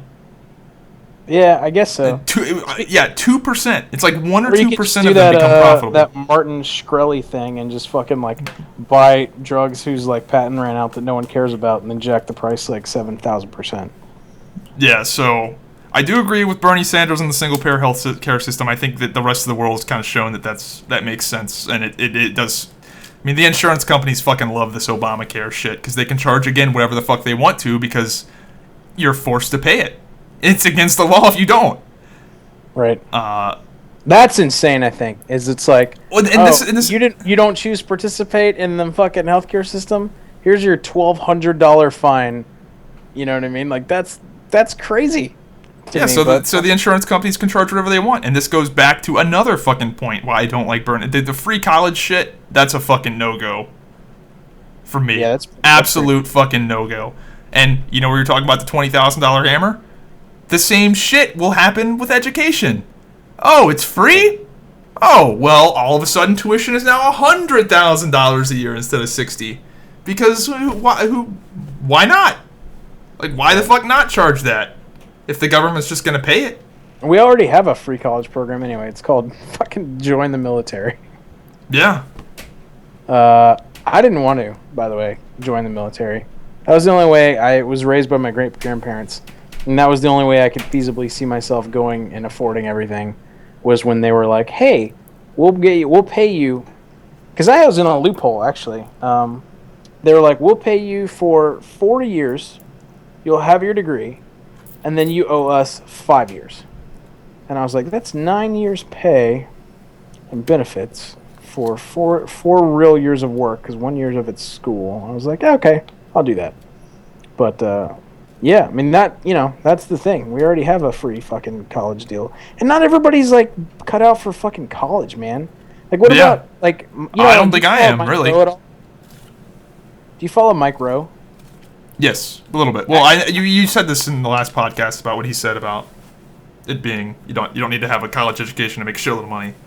Yeah, but, I mean, I actually think that guy... I mean, he won't do it, but I actually think that guy could probably be a better president than, like, anybody that we're about to elect right now. Well, like, I guess the big thing with Bernie Sanders is the fucking, the civil rights picture? Like, where he was part of some protest in, like, the 70s. And so he's fucking old.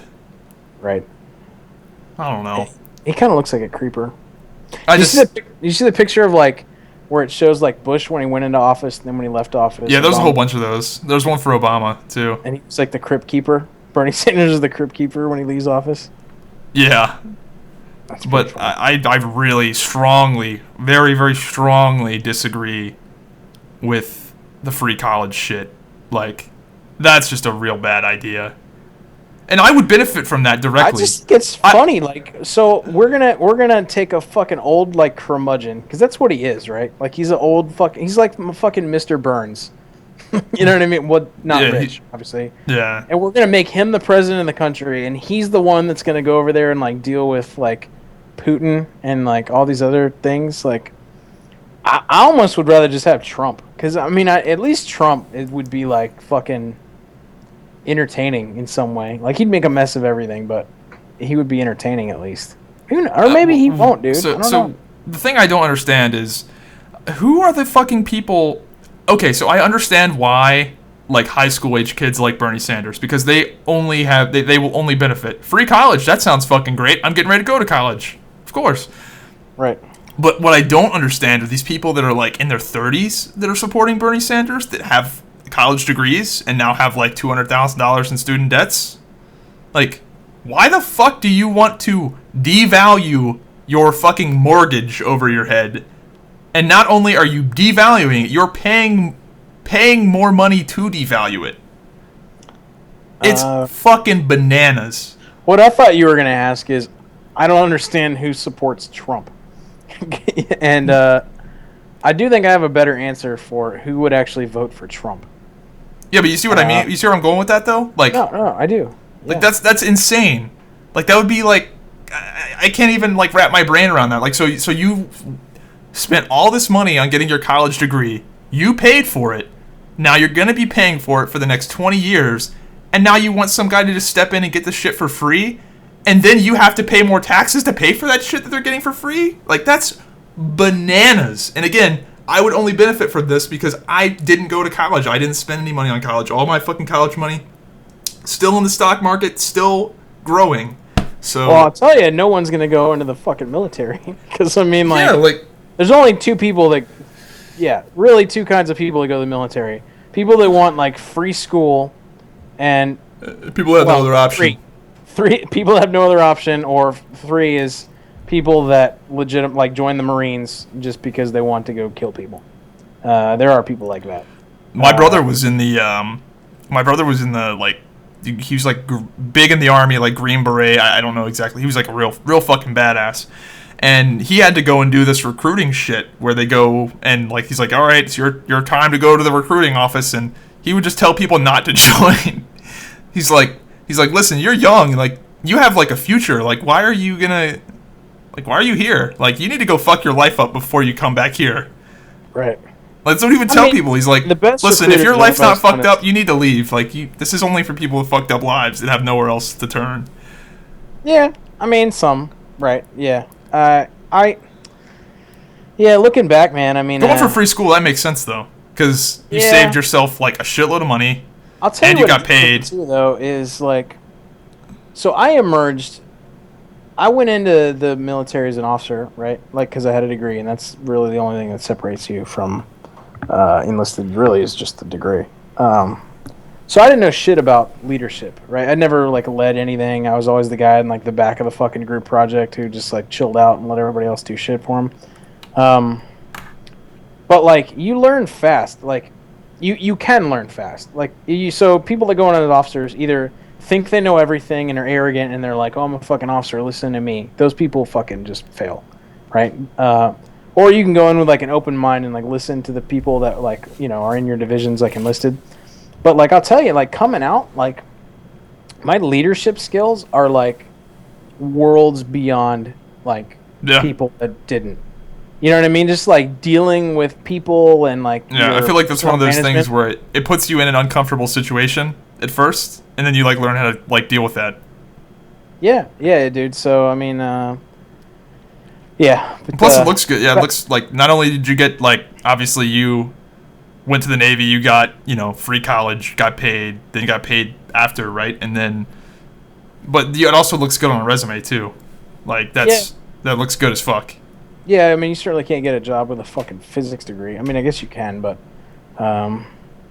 yeah. So if it came down to Trump-Sanders, right? Trump-Sanders, who's Zybak voting for? Oh, my God. Dude, I don't know. Or are you just staying home and masturbating? I think I'm definitely going to do that. Right. It's hard to say, dude. I hate all of the... Like, so much of what Trump says is, like, super fucking retarded. Like, the wall, like, that's got to be the dumbest fucking thing I've ever heard. Right. Like, really, we're going to build the Great Wall of fucking Trump? Right. That is so dumb. Because Mexicans don't have shovels. They don't have shovels. They don't have, like, dude, in fucking... Gonna build the wall? Dude, Mulan. A Disney movie, they fucking figured out how to get around the Great Wall of China. Like, come on, like, dude, it's a what? Really? A fucking wall? Like, what is this? Like, when the fuck did they build the Great Wall of China? Like, Cubans get to Florida in a fucking raft across the ocean. I don't think a fucking wall is gonna really matter. Dude, Lord of the Rings figured out how to circumvent a fucking wall. Right. You just get big-ass ladders and then play that music. Unless you have Legolas kicking down the fucking ladders, they're gonna get over that shit. Evangeline Lilly's hot, dude. I know. Big fan. You know who else I think is hot that probably other people don't think is hot? Fucking Jillian Michaels. Yeah, she's hot. Why would other people not think that? I don't know. Some people. She's like a little intimidating, probably. Let me look at it. I haven't seen a picture of her in a while. I'm pretty sure she's also gay, but that doesn't surprise me. Right, but I don't see why anyone would like think that you're weird for thinking that she's hot. Some people definitely don't think she's hot. So I don't know what that has to do with anything, but I think she's kind of hot.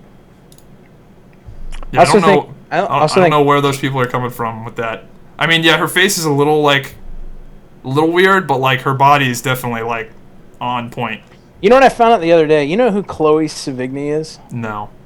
She's a chick was in like American Horror Story, and she's like a famous actress.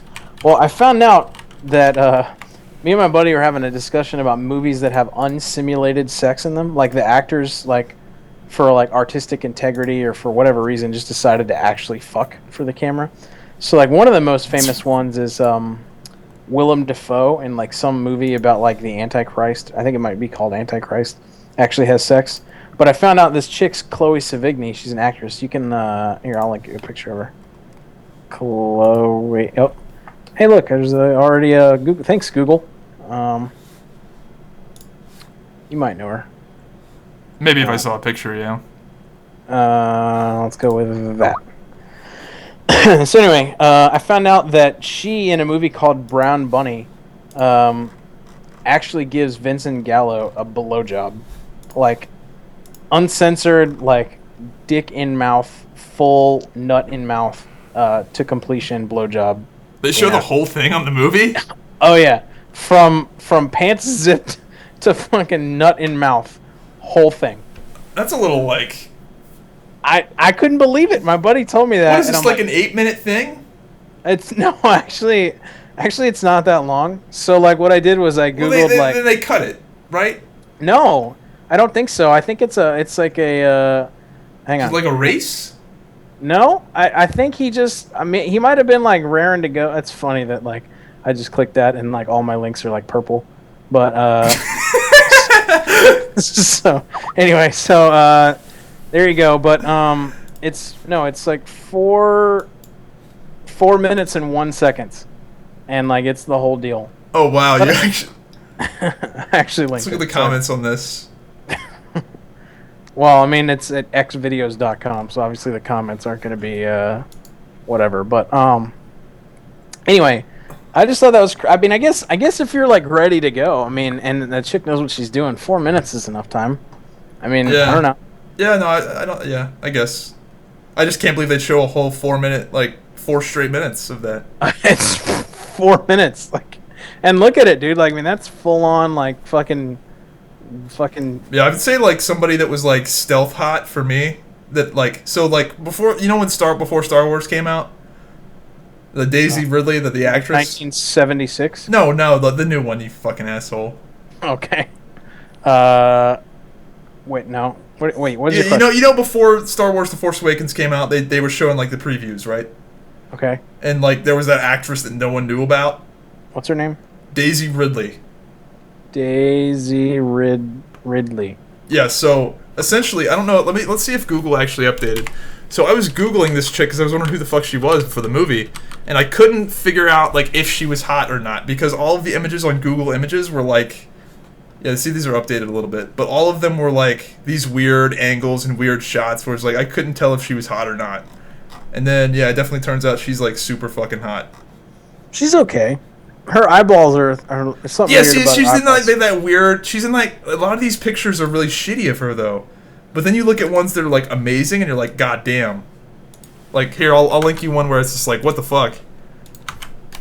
Like look at that one. And then it makes you wonder, like, what the fuck is with these other ones on Google Images? Because they're definitely not, like, that good. You would not want to unleash those teeth on your penis, though. God damn.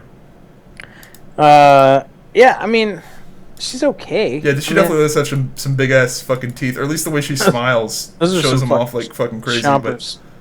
But yeah, it doesn't bother me, man. I'm game. Yeah, not bad. I think Carrie Fisher was actually hot in the actual Star Wars, like... originals. Like she was pretty decently looking. I don't know, dude. Like you won't find you know how like people are like, oh, she's not that hot or whatever. I mean, like there's not a lot of Hollywood chicks that I'd be like, nope, wouldn't fuck it. Actually, there's probably not a lot of chicks in the entire world that I'd be like, nah, no, wouldn't fuck it. I'd probably fuck it. Let's be honest. Yeah, but I just thought her case was really really interesting because a lot like I'm sure like if you just Google Daisy Ridley, like some of these pictures just are not very good of her. And then like if you go to the Daisy Ridley subreddit, it's just like, what the fuck, dude? These are all like ridiculous. You know what's funny is do you remember what the Fappening was? Oh yeah. So it's when all the celebrities got hacked and everybody's like fucking naked pictures got unleashed on the internet. Oh yeah. So so I remember reading the comments on one of them, and it was like all these celebrities are like pissed off. Like the only reason Kirsten Dunst is pissed off because nobody's looking at her leaked pictures. Because she does not look good. But yeah, no, that was a good time, man. I really wish, like, actually the Fappening was the thing that like made me realize that I needed to understand what the deep web was and get on it. But then I guess I realized that everything's in bitcoins, which is still like a concept that I just fucking I can't wrap my fucking gourd around. So yeah, but then I actually started getting on the deep web to try to find more pics, because some of these chicks, man, like fucking Kaylee Cuoco, you know what I mean? Like her leaked pictures, and like, I don't know, dude, like it was a good time. I guess what I'm saying is if that shit happened like every week, I wouldn't be sad. That's crazy I wonder how much that ended up costing Apple. I don't know, but did you see the Hope solo pictures? Hope's... no. So she's a soccer Oh, player? I know who she is. Okay, so... She could probably, like, fuck both of us up. You might want to go to that link. But just be warned what I just sent you. I would not look at that with people that you care about around. I need to open this shit in incognito? I would definitely do that. But like her pictures are like the worst. Like what I want to know is who takes a selfie of your asshole in a mirror? Like why would you do that? Like have you ever just like thought to yourself, "Hey, it's Sunday night.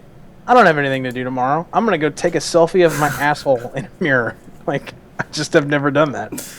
By the way, anybody listening to the podcast, I typically put links in the description, but I can't do that for the porn shit. It's against the terms of service. So you're gonna have to fucking. If you want to go to thefappening.sexy and you'll find all of them. Yeah. I just can't put some of these links in the description. It's just against the rules. If you want the other one, Google Brown Bunny and you'll find it. Oh my god. Oh man. I had a feeling it was gonna be rough when you said Hope Solo. Dude, she's again, in what scenario in my life would I be like, you know what I haven't taken a picture of lately? My fucking asshole. I just like, why would you want to look at your own asshole to see like, I just don't get it. To see if you got it all? Got it all like cleaned out? I don't know, dude. Like, I don't know, man. I just, yeah, I've never photographed my ass. I've never done that either. Yeah, I don't know. But anyway, you should probably go to your next topic, so we're not talking about Hope Solo's asshole for too long. We can transition off this. Let's see here. Oh yeah, we missed the one Bernie Sanders point. 12 weeks of paid vacation every year. Yeah. God damn, man. 12 weeks. 12 weeks. 12 work weeks? Because that's like, what is that? I'm assuming. That's 60 days? Yeah. Dude. Like, so let me put that in perspective, right? Like, I have at my job now, I've been there over 5 years, so I have 18 days. Or 15, something. My job kind of has a don't abuse it policy, so I think I have like either 15 or 18 days, one of the two. To me, that's a lot of vacation, right? Because that means that every month I could take a 3-day weekend if I wanted to and still have some left over. And like if you use it on like holidays, so like 4th of July is a 3-day work week for my company. If you use 3 days, you basically get off like a whole week and a half. You know what I mean? So like if I had 60 working days of like vacation, I think my company would wonder like who the fuck works there. Dude, that's true, dude. You can just Google it. Bernie Sanders 12 weeks vacation. It fucking dude. What company is going to be like? And again, these are people getting paid $15 an hour, like working at McDonald's. You can. Oh yeah, sorry, McDonald's. I'm gonna go and take my 12 weeks of vacation now. Have fun paying. This is 12 weeks of paid vacation, not just 12 weeks of vacation. 12 weeks of paid vacation. Yeah, that's Who kind the of fuck is gonna pay for all this shit? Yeah, well, but see, like, the thing with, like, political promises and political campaigns is, like, Dude, they're never going to be able to pass this shit. I This know. is just shit they campaign on. It's like Bernie Sanders is, like, essentially buying votes with this. Like the dude in Bloomberg or whatever in fucking New York who's like, you can't buy more than, like, one soda, and it has to be a certain size. Yeah, that's dumb. That's like, fucking who the fuck retarded. are you? You know what I mean? Like, that if you shit did passed. that, then just illegal, or what's the thing when you make something illegal? Fucking outlaw. That's it. McDonald's in general. Just say that you can't have fast food in New York. I hate that kind of litigation. That's fucking retarded. If people like, that's like almost infringing on people's rights. Like, why the fuck can you not have a cup? Like a certain size. Like, that's just dumb. So I actually just recently found out that you like got in shape. So like, what did you weigh at the height of your fatness? Probably like 340. Okay, that's pretty fat. I didn't think It's a fat motherfucker. So then, in my defense though, I didn't look it. I definitely looked fat as fuck, but I didn't look 340 because I'm 6'5" and I'm pretty wide, like, to begin with. 6'5"? Yeah. If I was a professional athlete, I would look. Wait a minute. You're 6'5"? Yeah. How the fuck are you 6'5"? Because I'm a big Viking motherfucker. That's what I said when I was 340 or whatever. No, dude, you're like 5'8". There's no way you're like 6'5". No, I'm 6'5". Yeah, whatever. And the internet, maybe. Sitting down at your computer. To put things into perspective, you watch football, right? You watch the NFL? Right. If I was a professional athlete, and I would, like, my whole life was working out and shit, I would look like J.J. Watt. Like, when I played football, I played the same position he did, defensive end. Like, if you just look at that motherfucker, that's what I would be like if I was, like, a professional athlete that took my shit serious. Wait a minute. You're not 6'5". Yeah, Really? dude, yes! Like, other people aren't 6'5", dude. That's fucking tall as shit. Yeah, dude. I wear size 15 shoes. I'm a big Viking-ass motherfucker. Alright, so, your weight is kind of, like, fucked up then. So, like, alright, so you decided to get in shape. What did you do? I ate at a caloric deficit and started lifting and doing some exercise. You didn't anything, like, special? You didn't, like, drop out carbs? You just ate... Nope. You just ate calories? I ate 5 tacos from Taco Bell today. Still at a caloric deficit, still losing weight. Alright, so you just did that. I don't know why I was getting at with this whole weight loss We were thing. talking about cup sizes. The food industry. I do think, though, that it is very hard for normal people. I'll say normal people, but the reason that America is such a obesity epidemic is that, like, if you're poor, right? And I'm not. I don't buy it. I'm not poor, but I'm just saying it's hard. Like, the cheapest food for a lot of people is the shittiest food. You know what I mean? And I do think, though, that having I'll just make this clear. I've gotten in shape twice, so obviously didn't work once, but I've gotten in shape several times, and I am the first person to say that anybody can do it if they want to do it and has the means to do it. However, I do think that society does make it very difficult because, like, the high fructose corn syrup that's in everything, the way we do our fucking sugar and all that kind of shit. I do think, though, that some regulation, or not regulation, but just, I don't even know it's promotion. I don't know how you fix it, but I do think, though, in general, that people should be, encouraged, incentivized in some way to eat things that are unprocessed, like fucking just regular vegetables and fucking meats and other stuff that's not, like, processed shit. You know what I mean? Because I don't think the country on a whole, while certain people are going to have, like, their fucking, they're going to have their enlightenment and they're going to go, I need to get healthy, or I'm going to eat healthy for, everyone's like fucking Tom Brady with their personal chefs. I think in general, America's just going to continue to get fatter because on average, that's a safe bet. People can't, you know what I mean? Which is going to cause... just because people are fucking lazy and sorry as shit. Right. But what I'm saying is that we're not doing them any favors by making, mass-producing things like high fructose containing products and all other kinds of things. And I don't know how you fix it. I don't think you can, because it's the market has dictated that that's what people want, and that's because that's what people do want, because that's what people are fucking buying. if everybody wanted, I don't know, like if You everybody can go to the store and buy fucking fruits and vegetables for cheap as shit, cheaper than you can buy fast food, but people just aren't doing it. right. You can go buy a fucking. good. You can go buy cabbage for like, 50 cents for 10 pounds because nobody wants that shit, including me. Right, cabbage is pretty awful. Yeah.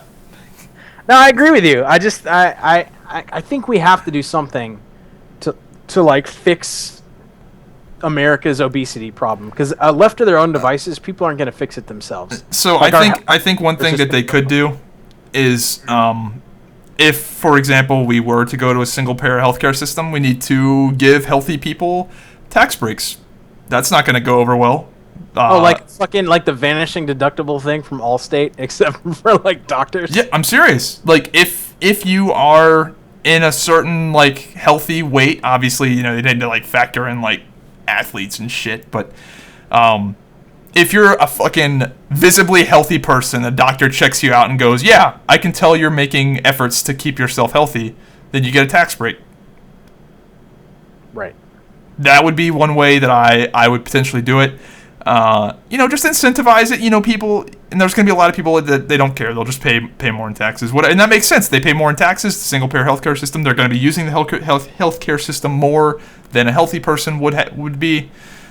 For the most part, obviously, some people are going to be like, just because he's fucking not overweight doesn't mean he's healthy. But for the most part, most of these health issues that people are having are caused by lifestyle things. But yeah, like if we're giving away things, right, and we're giving like every woman is gonna have birth control or something, like that's a thing.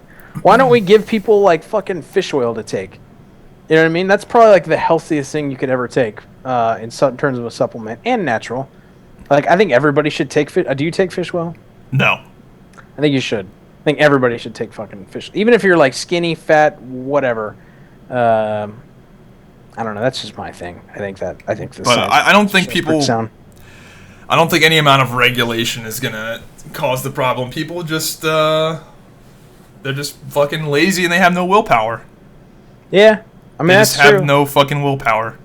Like the reason I got thin wasn't I wouldn't say I'm thin, not yet, but I don't know. I just decided like, hey, well, the main thing was I was not going to be doing YouTube full time anymore. I wasn't going to be a pro gamer anymore. I was going to be going back into the traditional workforce, and I realized that, hey, everyone else is fucking fat. So if I, spend some time getting in really good shape and making myself look presentable, it's going to net me an advantage. Because you were saying you don't think people are going to get thin anytime soon or get healthy anytime soon. That's what I'm betting on, because I am going to take care of myself, so I have that advantage in the real world. Because despite everyone judges everybody else. If you see somebody that like takes care of themselves, then you have a higher, you perceive them as like more valuable. Yeah, I guess one thing I do have a problem with though is that like I said, I've been on both sides of the spectrum at various points in my life. I was a fat kid in school, and then when I went in the military, I was still kind of fat. But then I decided to get in shape, and I used to run like 6 miles a day. Right, I was in really legit shape. Yeah, that's a lot. And I could post a picture, and you'd be like, "That's not even fucking you." And then I went from that, and I had whatever bad times, didn't give a fuck, fat again. Then I got in shape again, and I've ridden the roller coaster a lot in my life. And I will say, though, that what I do see in some people that used to be fat, then they get in shape, is they get very, they have this, like, attitude, like, I don't want to say it's a negative attitude, but it is. I would say it's elitist. You know what I mean? They know that they're not in that world anymore, and they kind of forget what it's like to have been there. You know what I mean? And they get very intolerant of it. And I guess that's sort of like a defense mechanism for them and a way for them to like not go back into it. But I do see that quite a bit with people. I can see that.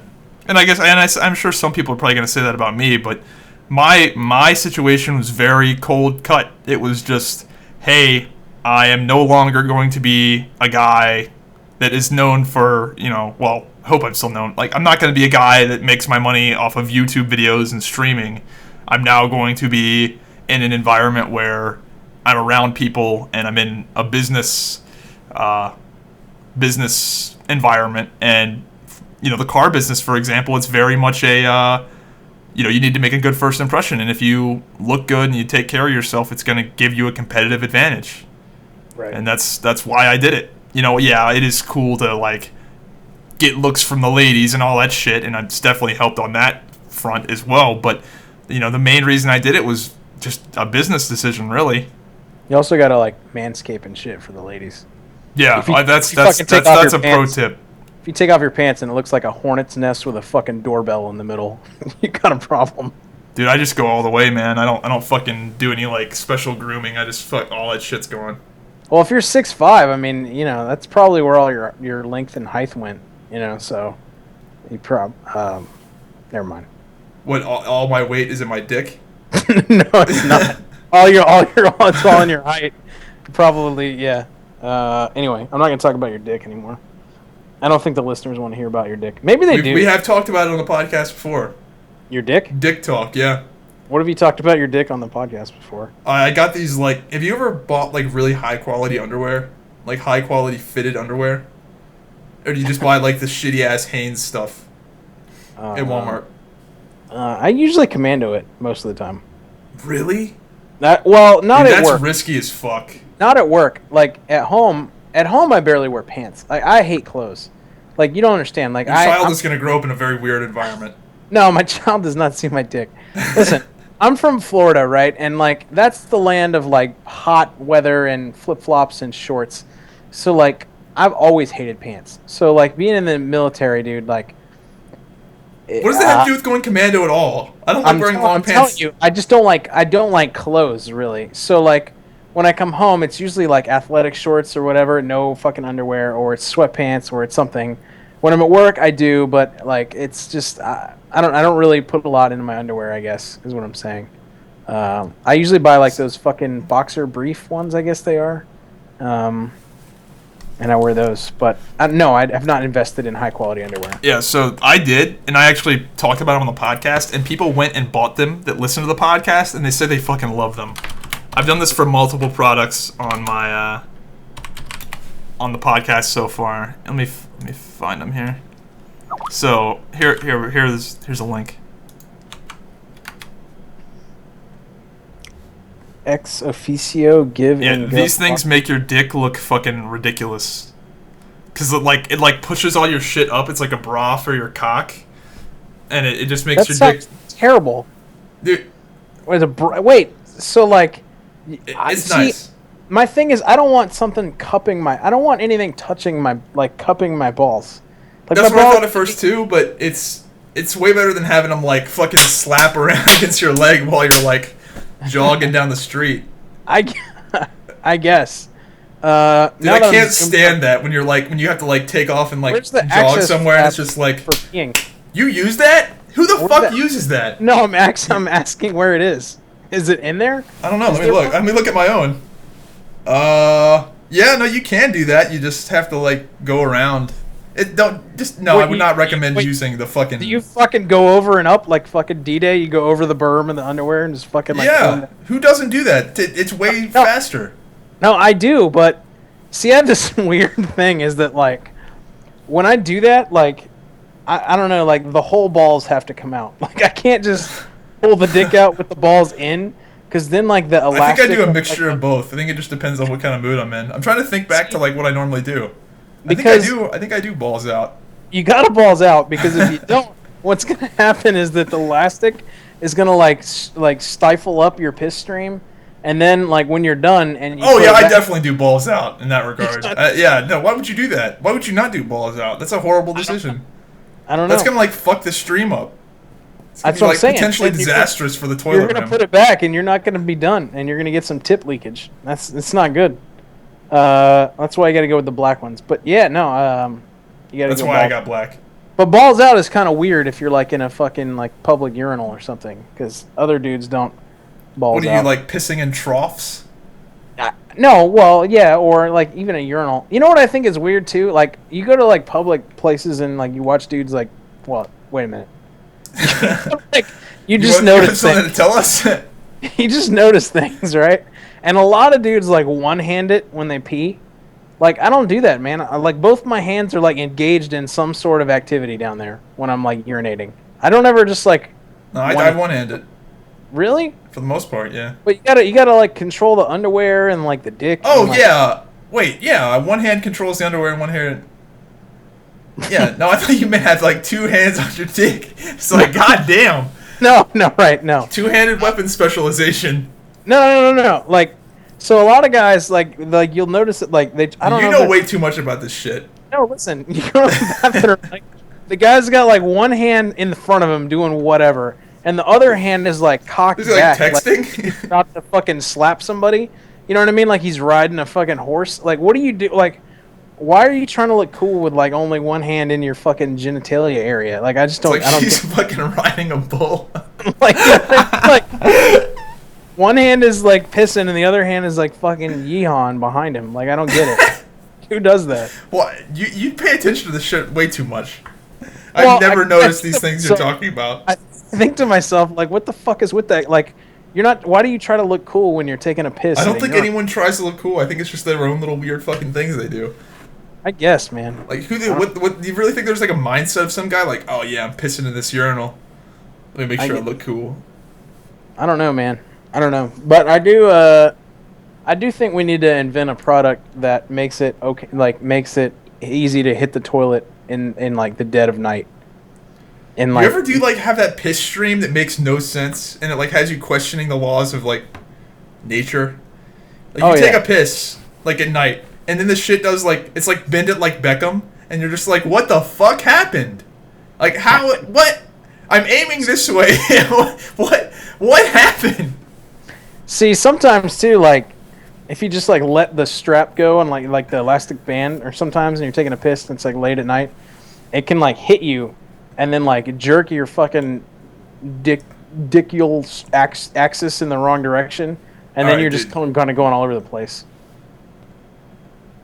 You lost me there. I don't have. No, these like issues you're that holding you it have. right, and then you let the band go, and then it like smack like in the middle of the night, right, and then like it just hits your dick, and your fucking stream just goes all over the place. Like that happens to me sometimes too. I snap myself. You have in the like dick. weird issues. I guess so. But I'm with you on the crazy stream. That happens sometimes. Yeah, that's pretty rough. That or if you know how sometimes when you get your water, like if you've ever had your water like cut off, like if they've done like some work on the pipes and then you cut the water back on and it's got like the air inside the pipes and it's going like. I hear that happens in a $400 apartment. Doesn't have. Yeah, but you never had that happen where like the water will like if they're doing like some sort of work on the. Never, it kills my whole point. Right, no, I got it. You never seen that happen? I got it. Yep. Yeah, but anyway, when you just get done like fucking and then you go and take a piss and it's like clearing the fucking pipes out, and it's like breaks in the stream. You know what's funny is remember that I was telling the story on the podcast about that crazy tattooed chick that I dated, Laura, and I had all the crazy sex stories with. Sure. So she firmly believed, and again, this is when I was like new, and I was like I think a sophomore in college. So like she was young, I was young. I guess women have this like misconception that dudes like can't pee when they have boners. Yeah, where does that come from? Like if it's like a full on like if it's like full on like ready to go, then you might have little issues. But if it's like 75%, like it's definitely still workable. Yeah, like so I had to prove that to her at one juncture. But what you can't do, right? So I'm just saying, like I don't. Women have a lot of misconceptions about boners. I think, in general. Yeah. I don't want to get into too many crazy personal dopa sex stories on my third fucking time on the podcast. Yeah. Wait until like the save them. Yeah, man. People know too much about me already, other than the fact that I'm black. Yeah. Black guys have all the best sex stories, by the way. Shit. Let's see. How long have we been going for? You have any topics? I've been like pitching them all. I didn't know if you had anything specific you wanted to talk about. No, I just bring them up as we go, man. Go ahead. Nope. I'm just looking at my list here. This is a topic that we didn't talk about. Did you have any favorite Super Bowl commercials, or was there any? Like, I didn't think they were that good this year. Did you watch the Super Bowl? Yeah. Oh, I thought you didn't like football. I watched the Super Bowl. I mean, I like football. I used to play it. I just don't keep up with it. You know who else says the same thing? Every woman. Every fucking woman in the world. I don't like football, but watch the Super Bowl.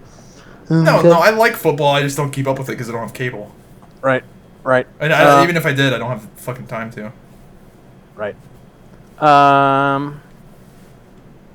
No, I didn't watch. Yeah, they were all forgettable. Like, what the fuck happened to Super Bowl commercials?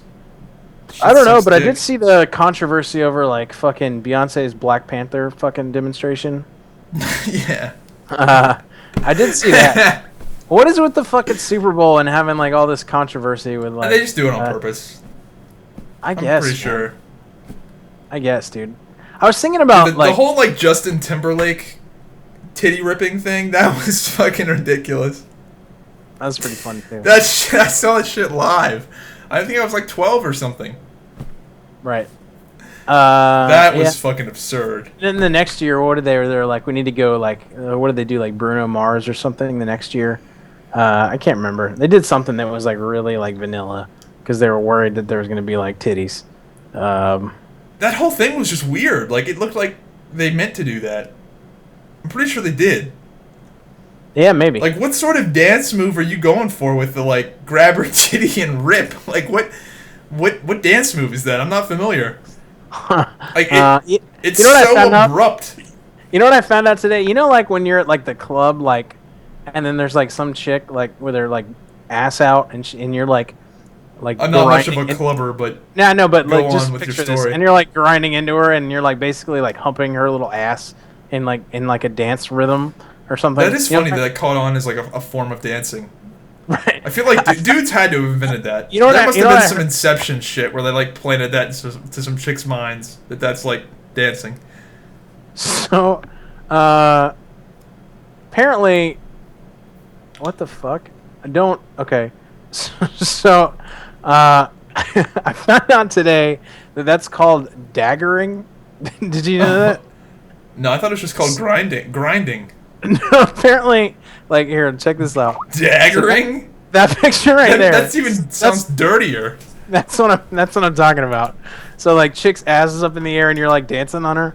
Apparently, that's called, like, daggering. Wow. So I found that out today, and I didn't know that, but it definitely makes sense. Have you seen the video of like all the 12-year-old kids doing it? No. Hang on, I don't remember. Google is a funny thing. So I remember this video, and I'm trying to find it. So this is what I'm googling. I googled 12-year-olds daggering. You're on like a list now. I just googled 12-year-old black kids dancing inappropriately. And that's not finding anything. Hang on, I'll link it to you. Come up with another topic, and then I'll find it. I'll find it for the. What are your thoughts? This is like a pretty big topic. What are your thoughts on the refugee the refugee Muslim situation? Dude, I'm not so like up on that. Like, you're not privy to the. You just don't know. I mean, I guess. I mean, like, rehash it for me. Like essentially, like, yeah. Do you remember when like Syria was like a bunch of people were flooding into Germany? All those refugees were flooding into Germany. And Reddit had this big circle jerk saying, we should let them in. We're the bastion of freedom. And people were like, that's a fucking horrible idea. But there was this huge circle jerk, probably Bernie Sanders supporters, saying, we should let them all in. And then, like, Germany goes and lets them all in. And then they have all these issues. And then all those people saying we should let them in suddenly got really quiet. Nope. Didn't hear about it. No, that makes it hard to fucking talk about. I don't know, dude. Like, again, like I'm very much. I just think America should kind of like chill out from being like the world police for a while and like the world humanitarian, like, and just like focus on our other fucking thing, you know, like the shit deficit. we have to, yeah, like why do we always need to like take people in and fucking like, yeah, like fuck that shit. I don't know. I mean, maybe if we weren't like $10 trillion in debt. You see Putin's thing about like somebody wanting more freedoms in Russia or whatever, and he's like, "Hey, you're in Russia. You're gonna either fucking do what we want or you're gonna leave. Like that's pretty much it. You're either gonna assimilate or you're gonna get the fuck out." And while I don't think Putin is the model for how we should be, I do think that he's probably not totally wrong. Oh, no, it's ridiculous. It's crazy. That culture has so many issues that, goddamn, what a fucking disaster they've got over there in Germany. What the fuck? Yeah, well, I mean, Germany's all the time crazy anyway. It has to be guilt from World War II. Why the fuck would they do that? It has to be, they just have to have this, like, guilt. I don't know. They're insane for doing what they're doing. Yeah, I don't know. I think that whole, like, I think as a country, we'd probably be good to move on from, like, I don't know. Like, I was thinking this the other day, like, when I was listening to that Black Panther thing I stopped looking up videos of kids grinding, by the way, because I just went down the rabbit hole. Oh, it's too bad. And I couldn't find it. You'd be the next Subway guy. I'll find it at some point. But, like, that whole thing about, like, the Black Panther Beyonce thing at, like, the Super Bowl, and I started thinking about, like, that whole phrase, like, I'm black and proud or whatever. It doesn't really, like... So you can't say, like, I'm white and proud. But the only reason you can't say that, if you think about it, is because... Not because you're not proud, but because of what the subtext of what that means. So, like, if you're black, if you say, like, I'm black and I'm proud of it, what society assumes you're saying is not that I'm proud to be black, because that's stupid. Because then you could say, like, I'm proud to be a man, or I'm proud to be a human, or I'm proud to be, like, whatever, which means really nothing. It just means you are that thing. But when you say, like, I'm proud to be whatever, like a black guy, what society assumes you mean is that you as a race have overcome, like, all this, like, shit. Like, and you have overcome your place in society as a minority to, like, excel above it, but yet you're still black and you're proud of it. So, like, that's kind of what you're saying. So the reason you can't say, like, I'm white and proud is because the subtext of what you're saying is like, I'm proud of my ancestors owning slaves, or I'm proud that I have white privilege, or all these, like, awful things that you're not supposed to be proud of. So you can't say that thing. So what I was thinking of the other day is it really doesn't, like, as a society, like, I'm black and proud, or I'm Asian and proud, or I'm Native American and proud. It's kind of like a negative thing to sort of say. Yeah. It's not a negative thing to say, but it doesn't do anybody any good, because all it does is further, like... It's race baiting. It's race baiting, and it's furthering... It's not, well, baiting, but it's furthering the rift and the idea that... It essentially, I feel like it's just trying to stir shit up. I'm gay and proud. There's another one. I'm homosexual and proud. Like, okay. I mean, I'm straight and proud. Like, that doesn't mean anything. You know what I mean? Yeah. It only means what you're trying to imply it means. Yeah, I feel like it's just people trying to stir the pot. Like you shouldn't. I have an opinion that's a little bit unpopular, but I really think that racism is, like, basically dead. Like, it's. I think that sometimes people are somewhat persecuted against. Like, maybe I'm a little bit racist towards black people, for example, because I think everyone is, like, not towards black people specifically, but I'm sure that there's, like, everyone's a little bit racist in some way because everyone judges everybody else. Like, this goes back to the weight loss thing and why I decided to do it, because everyone judges everybody else, and if you don't do that, then you're fucking lying. But yeah, like, maybe I have a little bit of bias against Muslim people, for example. It doesn't mean I hate all Muslim people. It's just that, you know, you gotta sort of... I don't know where I'm going with this, but I think that racism, for the most part, is pretty much dead. In terms of, like, the hardcore, like, oh, blacks must die, inferior race. Like, that shit, it's fucking done, dude. We have a black president. You'd think that.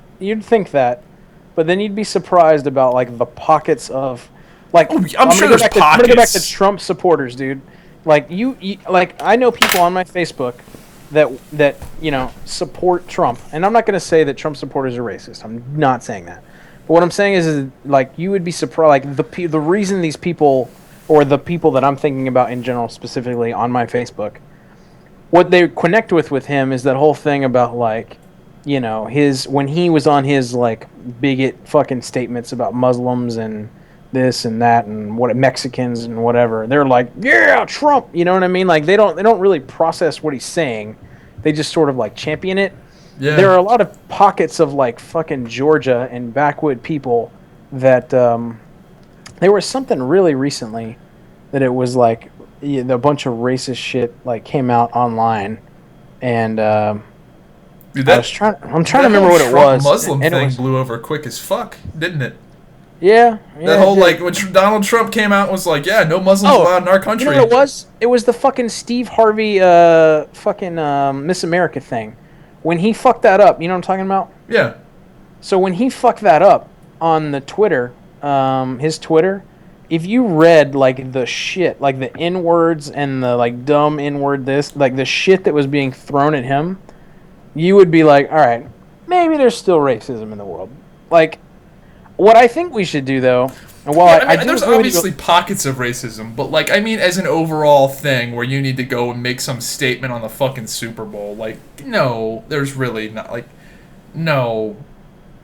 Well, I look at we have a black president, like we elected the most powerful person in the world, and he's black. I do think are you shitting me? What I do think is fucked up is things like affirmative action. Yeah. Like letting somebody into college just because they're a minority and you want diversity all the time, I think is kind of fucked up. Like it's black privilege, bro. Well, right. I think though that what we should do is, and I think largely what we have done is instead of looking at like hate speech and hate thought should be thought of as like the abnormal. And I think it is nowadays, right? Like if someone's racist, like pretty much all of society looks at that person like you're a dick. You're a dick. Yep. And the same thing with like people that are like homophobes or whatever, like you're a fucking. But what I do think we crossed the line a lot is like with the homophobic stuff. Like when we did Wildstar Nation podcast, I got a lot of shit, and I got called a big. I just want to be able to say fag. Like I like it so. It's just it's one of my favorite words. Like I have no problem with gay people. Have fun, get married, whatever. But just let me say fag. You know what happened was actually a lot of the reason we stopped doing that show is because we were getting like social justice warrior hate. And I got called a bigot so much on that show because I would make jokes. Like we had a co-host, Haystack. I called him Gaystack once or twice. Over shit that tame? Wow. That was a big deal. The thing that actually was the biggest deal, or one of the biggest deals, was we had this gay guy that when we made the Wildstar Nation guild in Wildstar, came into the guild and he was like, hey, what's up, fucking gay guy here? Where's all the hot dick at? Or something. I forget what he said. It was something that was hilarious. And, so on the show, I was like, man, that's fucking... I was saying, like, how awesome it was to have that guy in our guild because he, like, didn't give a fuck and he was, like, funny, right? Yeah. And, like, I said something like, if you can come into, like, the fucking guild and, like, say all that shit, like, seriously, and I ended up saying it wrong. I was like, take yourself seriously or something. And then, like, some gay dude who listened to the podcast, like, thought that I was, like, I don't know, making fun of gay people or something. Went on this, like, huge Twitter, like, campaign against, like, our podcast. And, like, I wanted to respond to it because, like, I take that shit seriously and I didn't want to be, like, labeled that. Man, and we just got sucked down the social justice hole, like, so fast. No one has ever done that to me. And I guess it's because they know that I acted like I just don't care. Like, right. No one has ever been like, that Zybak guy, he's a bigot. Like, I guess because I probably just retweet that shit. Like, if somebody was calling me out on Twitter for being, like, a racist bigot, I just retweet all of it. Just because that's my attitude, I guess, towards all that horse shit. Yeah. So, I do think I think, though, we crossed the line. My point was saying that, there's one thing to be like accepting of like every person and color and race and everything, but it's another thing to be like pointing the bigot finger and the feminist or the femnazi finger and all that shit at shit that just isn't. You know what I mean? Like if I see something, it's just people love to be outraged. We live like in a if I fucking say something outrage culture. retarded, I don't mean to make fun of people with like fucking Down syndrome. Yeah. You know what I mean? Like if you fucking bite your ear all day long, that's where you try to, and that's what you do. Like, I mean, it took me a second. I was like trying to do it. Like, that does look pretty retarded if you try to do it. Exactly. Everybody who's listening to this podcast has tried to bite their own ear. Yeah. You realize it really does make you look like a retard when you try to do it. Exactly. So, like, when you do shit like that, like, I don't hate retarded people. You know what I mean? Like, but, I don't know. I just think that we're just way too sensitive to that shit nowadays. Yeah, it's really annoying. And I hope we don't, like, get into a point in society where, like, if you make some fucking inappropriate joke, everyone's going to be like, shame! For shame! And, like, point their finger at you. I really hope not. I'm, like, it's, like, one of the things I, like, sort of pride myself on is I don't give a fuck about any of that shit. Right. Like, I don't think I've ever faltered to a social justice, like... Well, we had, you know who PvP Online is? No. We go on? He's a cartoonist. So you know who Scott Johnson of The Incest is, right? I've probably seen some of his stuff. I just don't know the name.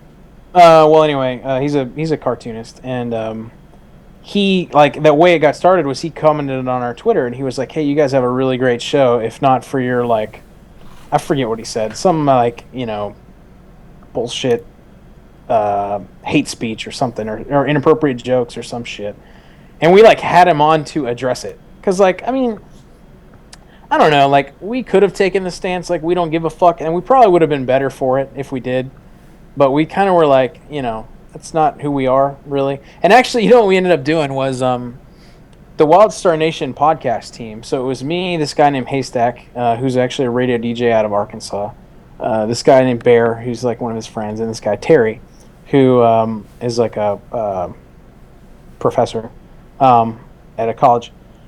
We met up in Nashville one summer because we were like, hey, we've been doing this podcast. I'll probably meet you at some point. I think I actually almost met you when I was out in Blacksburg way back in the day, or we were gonna hang out and have a beer or something. But anyway, so we hung out with these guys in Nashville, and one of the things we did was like we wanted to like dive into the social justice stuff. We actually ended up going to like a fucking drag club together. Jesus. And dude, let me tell you, like, you would not think that's fun. But, like, because of, like, all the SJW, like, fucking hate, dude, it was a really good time. Like, not, like, dancing with fucking drag queens. No, shut up. But, like, just, like, laughing at, like, not laughing at the absurdity of it?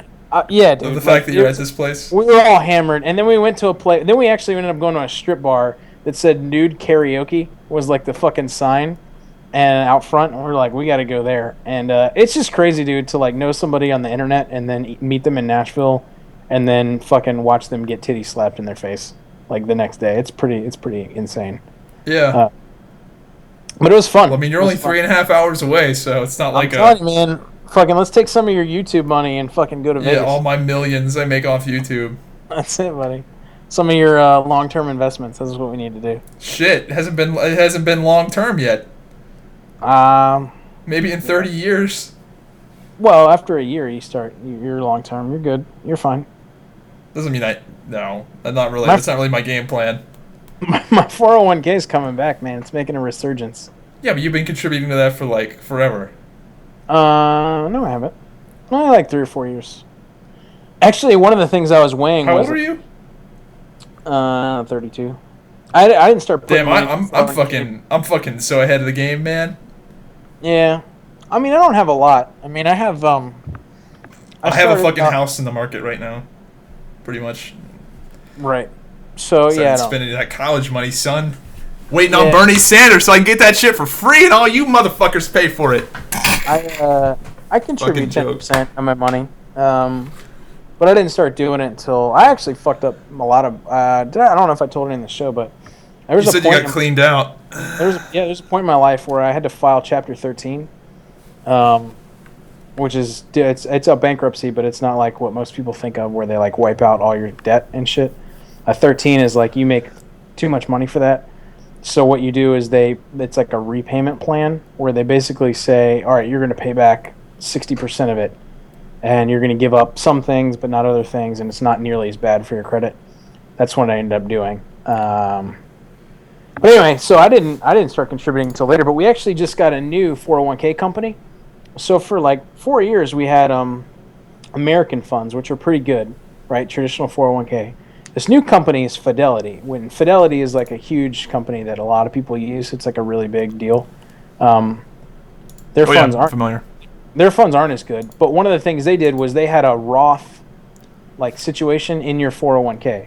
So instead of just like, and I guess what you can do is like nested. So instead of like your normal 401k, which is kind of like a normal IRA, which is like pre-tax income that gets taxed later when you take it out. Yep. You can put into a Roth kind of fund with this too, which is like post-tax money. So it's sort of like a Roth, but it's buried in your 401k. So one of the decisions I made was I already had, at the time I had like 50,000 in my fund.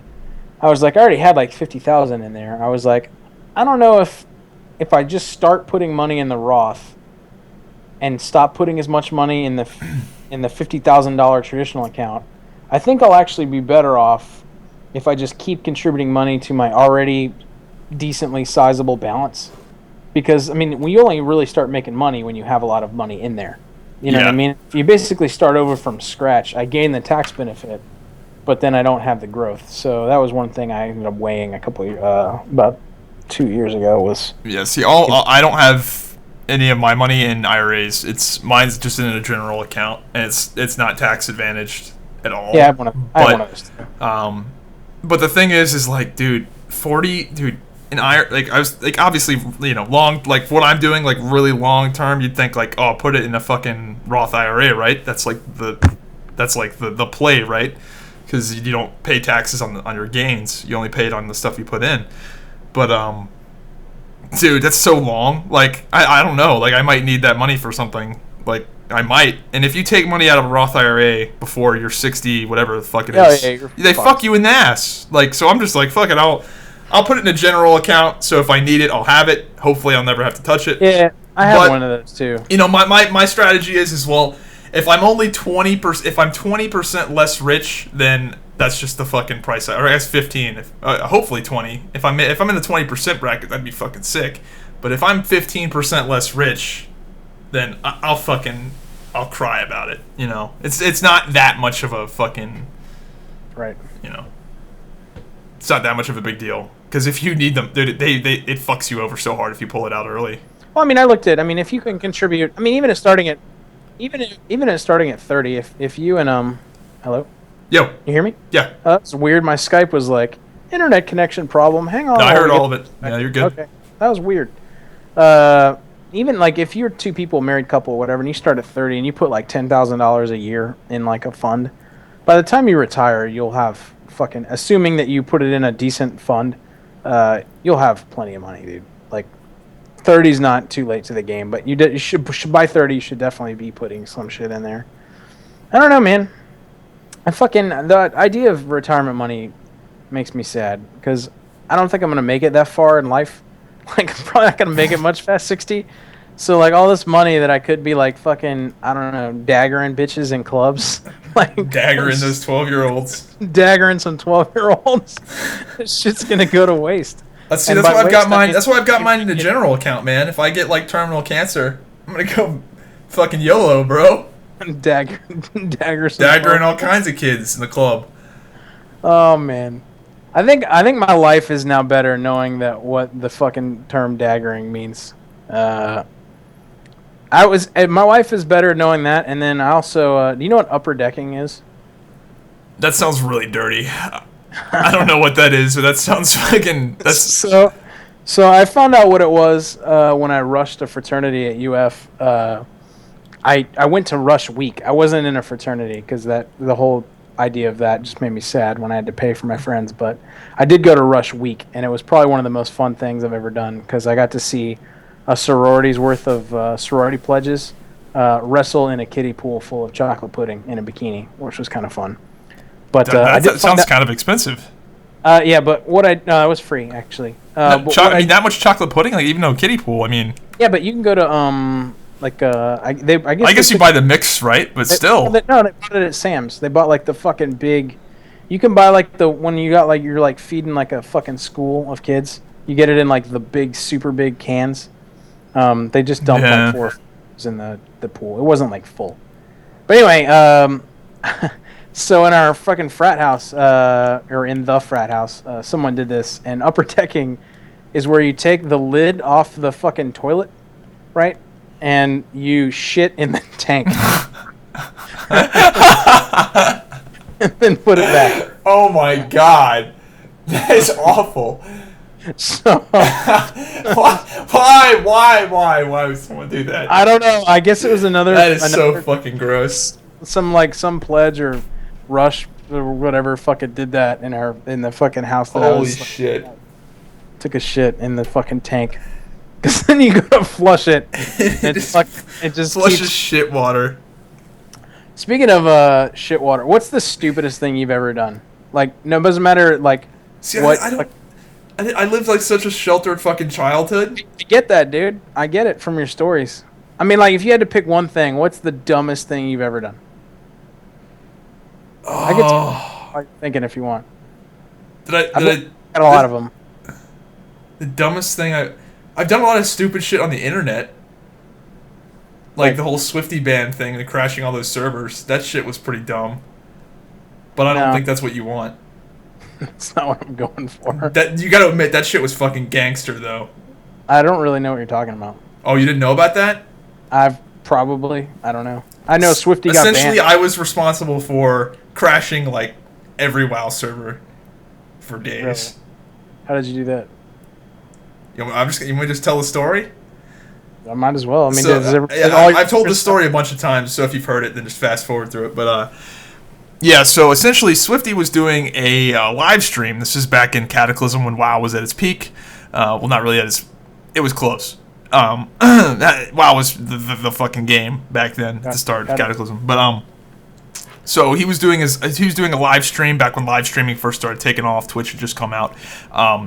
And he you know, we had a whole bunch of people watching, and our guild, Daggering, was like the WoW guild that had the WoW YouTubers, and, you know, it was the WoW entertainment guild for the most part. So we had a lot of influence, and he was doing a live stream, whole bunch of people watching, many thousands, and he decided to do an event where he would go and play a character and pick a random character on a realm, and the first person that would find that character on the random realm would win a Razor Naga.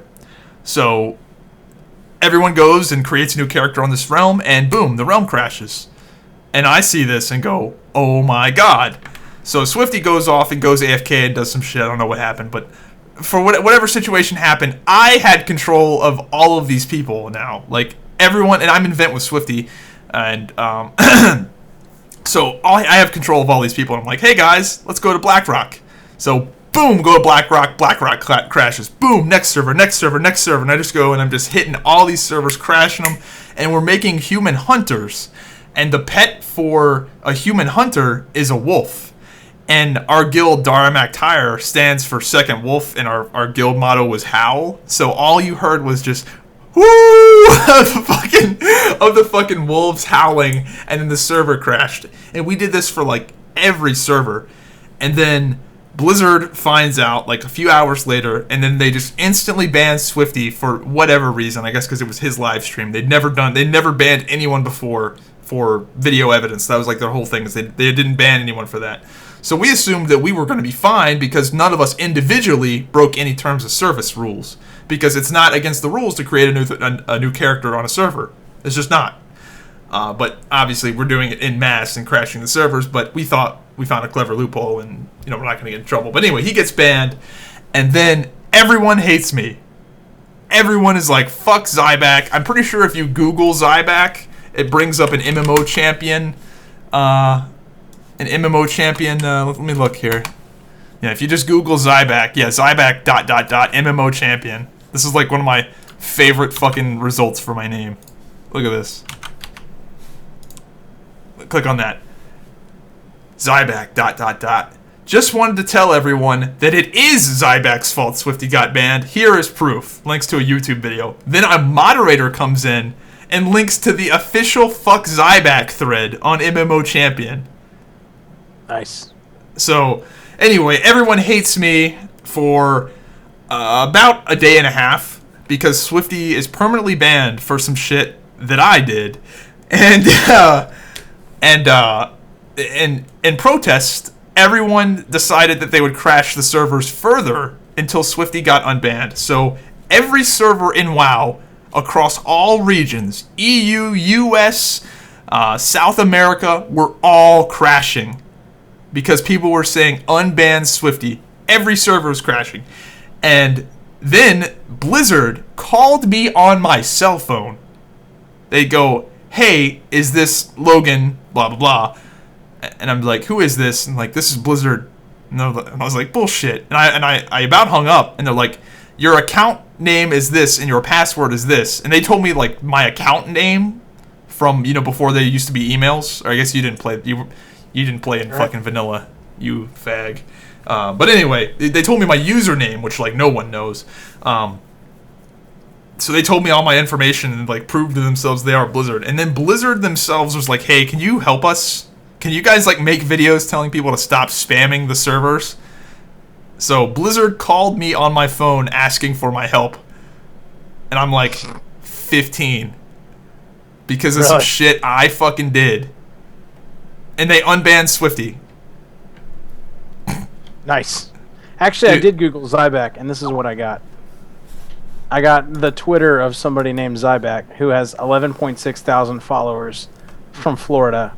And his picture is, it's pretty sketchy. You probably spelled Zybak wrong. No, I definitely spelled it right. But that's the first thing that comes up on my... Zybak? Yeah, dude. Add Zybak Twitter is the first thing that came up. But not for me. Yeah, I guess it's personalized. You probably Google your own name a lot. Speaking of by what is a Zybak? I actually made that up. I made it up. I wanted a name that was either at the top of a list or at the bottom of a list alphabetically. So I started thinking of names that were like AA, AB. Couldn't think of any cool names that sounded like that. So then I went to the other side, ZY. I thought the name ZY was kind of a cool sound. So Zybak kind of just happened. Thought of that shit when I was 12 years old. Good. See, I have a cool fucking story for my name. Most people are like, I hit random, and that's what I got. Yeah, no. At least mine makes sense. Mine was a band name in college. Dopamean? Yeah, it was actually a band name in college. Yep. Huh. That's weird. Yeah, well, so was Zybak. But actually, what I was going with was the stupidest thing I've ever done. And we were talking about upper decking. Actually, when I was like, I don't know how old I was. I was pretty young. But I thought to myself, peeing in the shower is really convenient.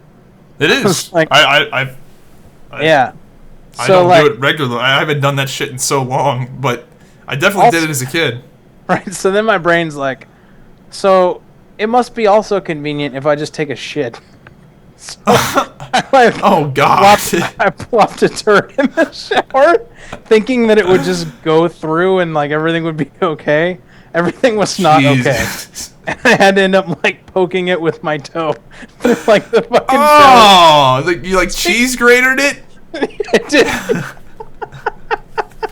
Because I was like, it didn't occur to me to like pick it up with a paper towel. And, that's fucking gross. So I just fucking plastered on with it until it just went away, and that's the stupidest thing I've ever done. That was what I was going for, something more like that. But getting Swifty banned is also something. That's a story. My story though, like everyone fucking hated me for about a month. And now it's like this badge of honor where everyone's like, dude, you're that guy that got Swifty banned. Oh my God. Did I tell you? I don't know if I told you. I don't know if you ever knew. But like, when I first saw your videos, I heard about you maybe in WoW. I don't think WoW. I think it was WildStar. WildStar probably. Yeah. I was not your fan at all. Like, I actually thought you were... I didn't know you, right? I didn't know anything about you. I saw like one or two of your videos. And like, you have a very distinct personality, right? So I didn't know Yeah, like to say the least. that you weren't like a. I thought you were the biggest tool bag of all time, and I think I actually said that on one of our episodes, and then I quickly realized that I wasn't wrong, and then I was wrong. And then I wasn't quickly wrong. realized that I was correct. I was like, actually, I think I said this on one of our episodes. I was like, actually, the Zybak guy's not so bad. I was like, I used to think he was a huge fucking tool. I was like, I don't think that anymore. And then we went on. What was but, it? Like, yeah, I was not your biggest fan when I but first what was saw the thing your though? first Like, I can video. understand why. Like, a lot of people. I think there's more people that hate me than like me. Yeah, well, just your whole style. Like, if someone doesn't know, like, I mean, when I didn't know your fucking, like, your spiel and, like, what you're about and whatever, I guess I misinterpreted, is what I'm saying. Like, your whole, like, laissez-faire attitude and, like... Was there anything, like, specifically, though? Like, I'm not sure what you mean. I think it was, like, maybe some, like... I think it was, like, you know, you were very... you don't care about your language. So, like, the fuck shit and the douchebag and the whatever, and, like, your bed wasn't made or something, and I'm like, who is this kid? And then I'm like... Dude, there's a lot of people that fucking hate that I didn't make my bed. I still don't make that motherfucker. Yeah, well, whatever. Fuck, you live The only alone. time I make it is if there's a good chance I have a lady friend coming over, and then I clean the whole fucking place up. If your apartment is such that you can hear Dude, you pissing from your front door, bedroom, living room, and kitchen. That's because my mic is good. My mic is fucking exceptional. Right. Yeah. But no, that's pretty funny. Yep, I shit in the shower. That's probably the dumbest thing I've ever done. So when did I convert you into a fanboy like you clearly are? I think I just kept hearing about you in WildStar, and then I watched a couple more of your videos. Then I was like, all right. It's weird. I converted you. I can tolerate that guy. And then I watched a couple more of your videos. Then I was like, meh, all right. And then I found out you actually listened to like our podcast a little bit. I don't know when you actually started. He's the coolest guy ever. Yeah, then you were all right. Did you listen to it back when we got in trouble for the whole beta code thing? I've literally listened to all of them because I would put them on when I was grinding out some boring shit in WildStar, and I just have them on in the background. So they got in trouble. Listened to all of them. Before I ever went on the show, they got in trouble for, I guess Carbine gave them some beta keys to give out. And they said, if you're a hot chick and you send us a picture of the WildStar Nation logo, like on your ass, you're getting a beta key. And like, that's fucking hilarious. The internet went like in a fucking shitstorm. And that chick, Kaye Dream or whatever her name is. She was like, I mean, did she go full SJW, like degrading hardcore. Women on you? Hardcore. And then, oh my God. Somebody posted on like the Reddit, like there was a thread like, who is the WildStar Nation? Actually, let me see if I can find that shit. See, that's the thing, dude. People get like really upset if you have access to a game that they want access to. They'll do anything to like try to tear you down. Like that happened with Overwatch and Force Gaming. Like people were like, this guy's not a good fucking representation of the community, blah blah blah, and just like people go fucking crazy over that kind of shit for like new games. In the first quote, who are they talking to? They're not requesting the female listeners of the show send in their own pictures. Hey, ladies, show us what fans you are by dropping your pants. Tasteless and inappropriate. Oh my God, this is 85 upvotes. Oh yeah, dude. 77% of people said, yeah, this guy. He makes a good point. What the fuck? Carbine had to fucking like come in on him. Jesus. What a fucking joke. What's the date on this? Does Reddit show an actual date? It just says 2 years ago. Oh yeah, February 16th. Yeah, the K. That was pretty early. You might claim that you were just trying to be funny, but you know that you were doing this to exercise power over women. What a fucking joke. Even if you didn't realize this is what you're doing, if you take time to consider your actions, then I think that you will realize that that was what was driving them. Look at this beta faggot. Even as a male, I find this pretty unsavory. Even beyond the obvious sexism, the idea that someone would ruin their body with a tattoo of a fan site for a game is just ridiculous, and encouraging it is even worse. Wow! You really thought somebody was gonna get the WildStar Nation podcast permanently tattooed on their ass for a beta key? What the fuck? Yeah, it was a joke! No shit. Dude! Is there anyone in here that's like, you guys are really... Actually, I didn't even know Tally fucking commented. I never even read this. It says, Tally said, "Wow, these peeps make me look like a freaking saint. Thanks, Wildstar Nation. What a fucking What's tool. get me is all the sites holding on to these keys like they are the holy effing grail. If I get keys this week for my 15+ leveling, it'd be nice and simple. Type in a keyword and good luck.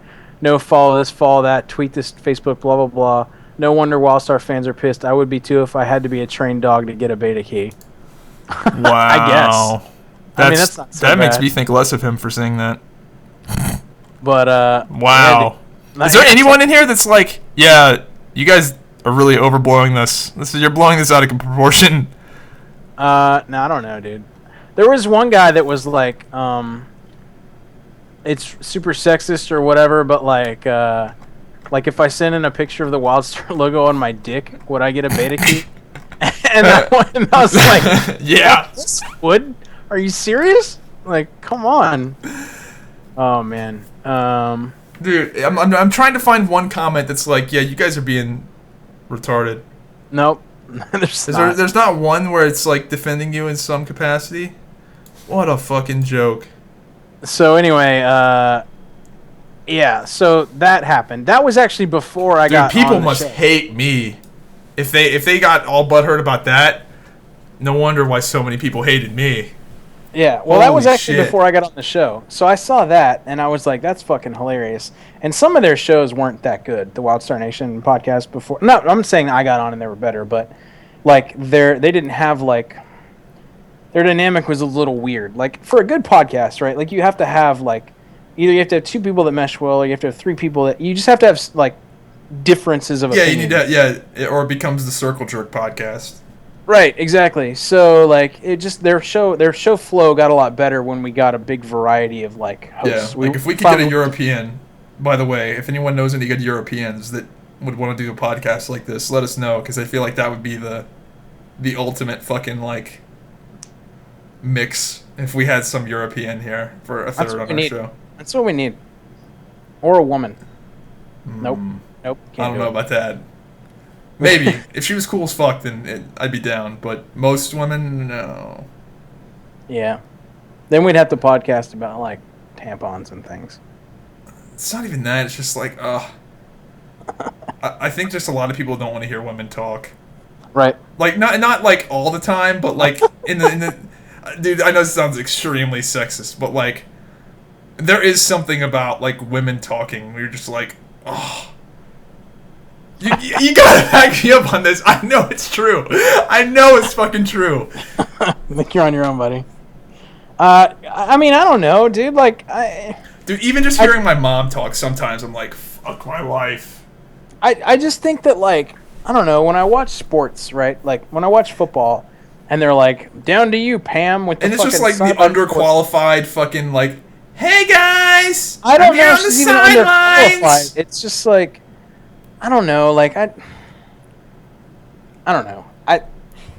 Like, she would have to be cool as fuck. And it's not that... Like, I've played, like, when I was in Enigma, there was chicks that raided with us. And they were fine. I had no issues with them. Because they were, like, not the typical, like, woman, I would say. I don't know how to work... Like, I don't know... Like, they were cool to hang out and chat with. And I didn't have to worry about saying some shit that would offend them. Or fucking...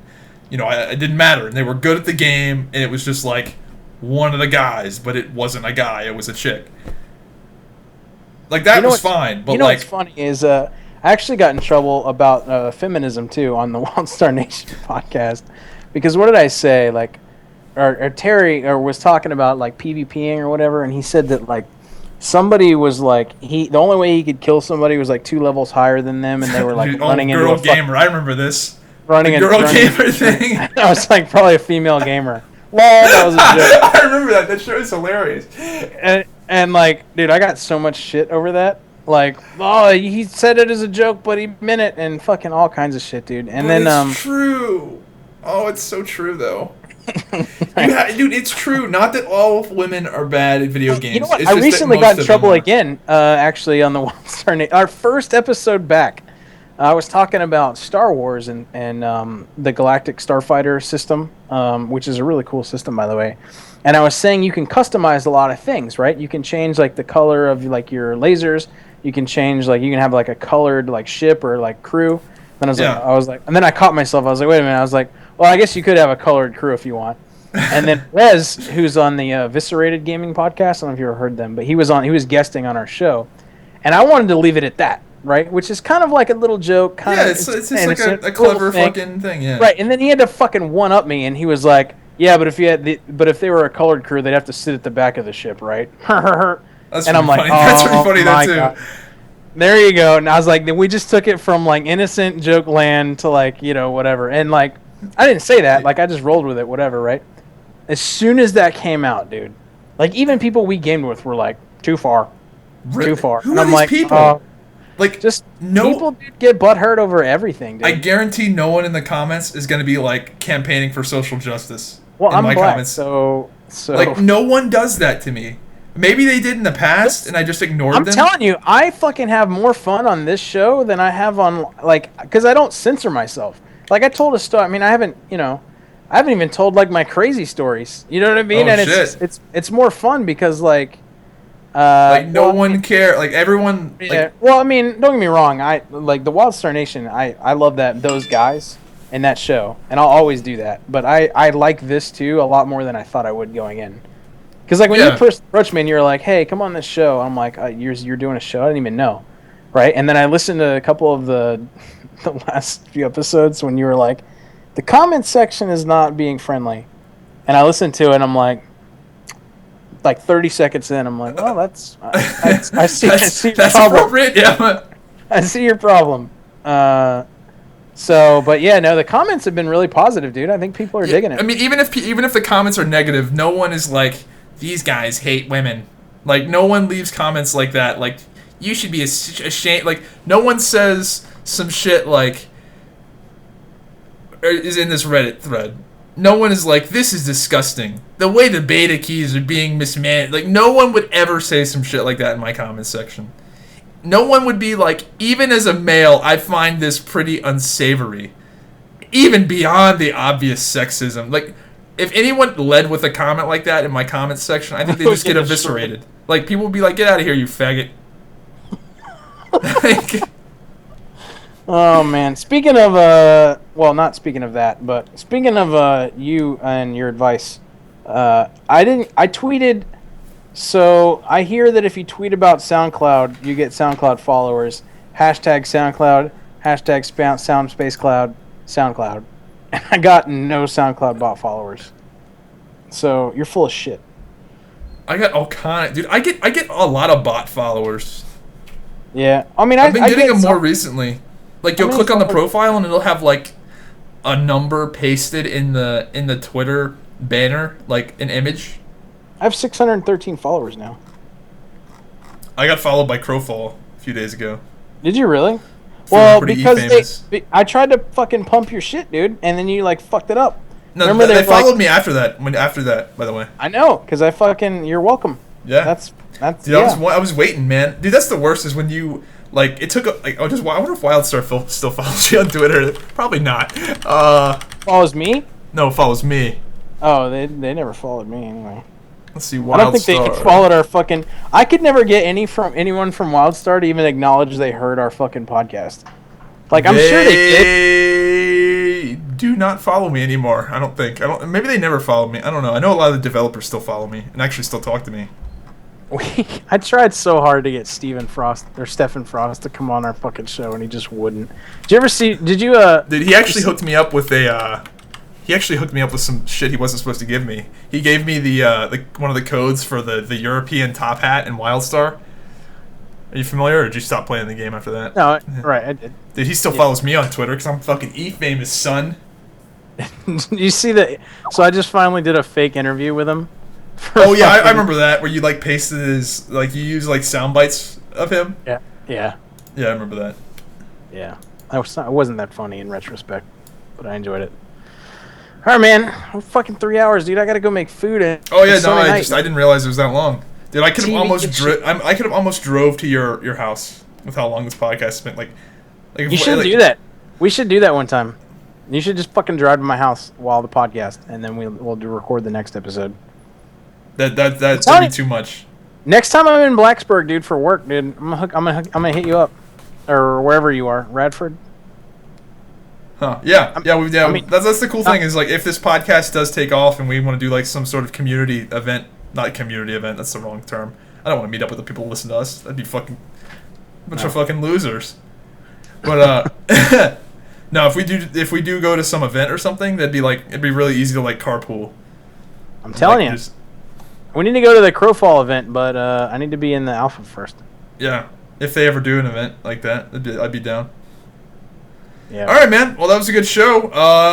I think people will like it. You got anything you want to pimp out? Just follow you on Twitter. Nah, man.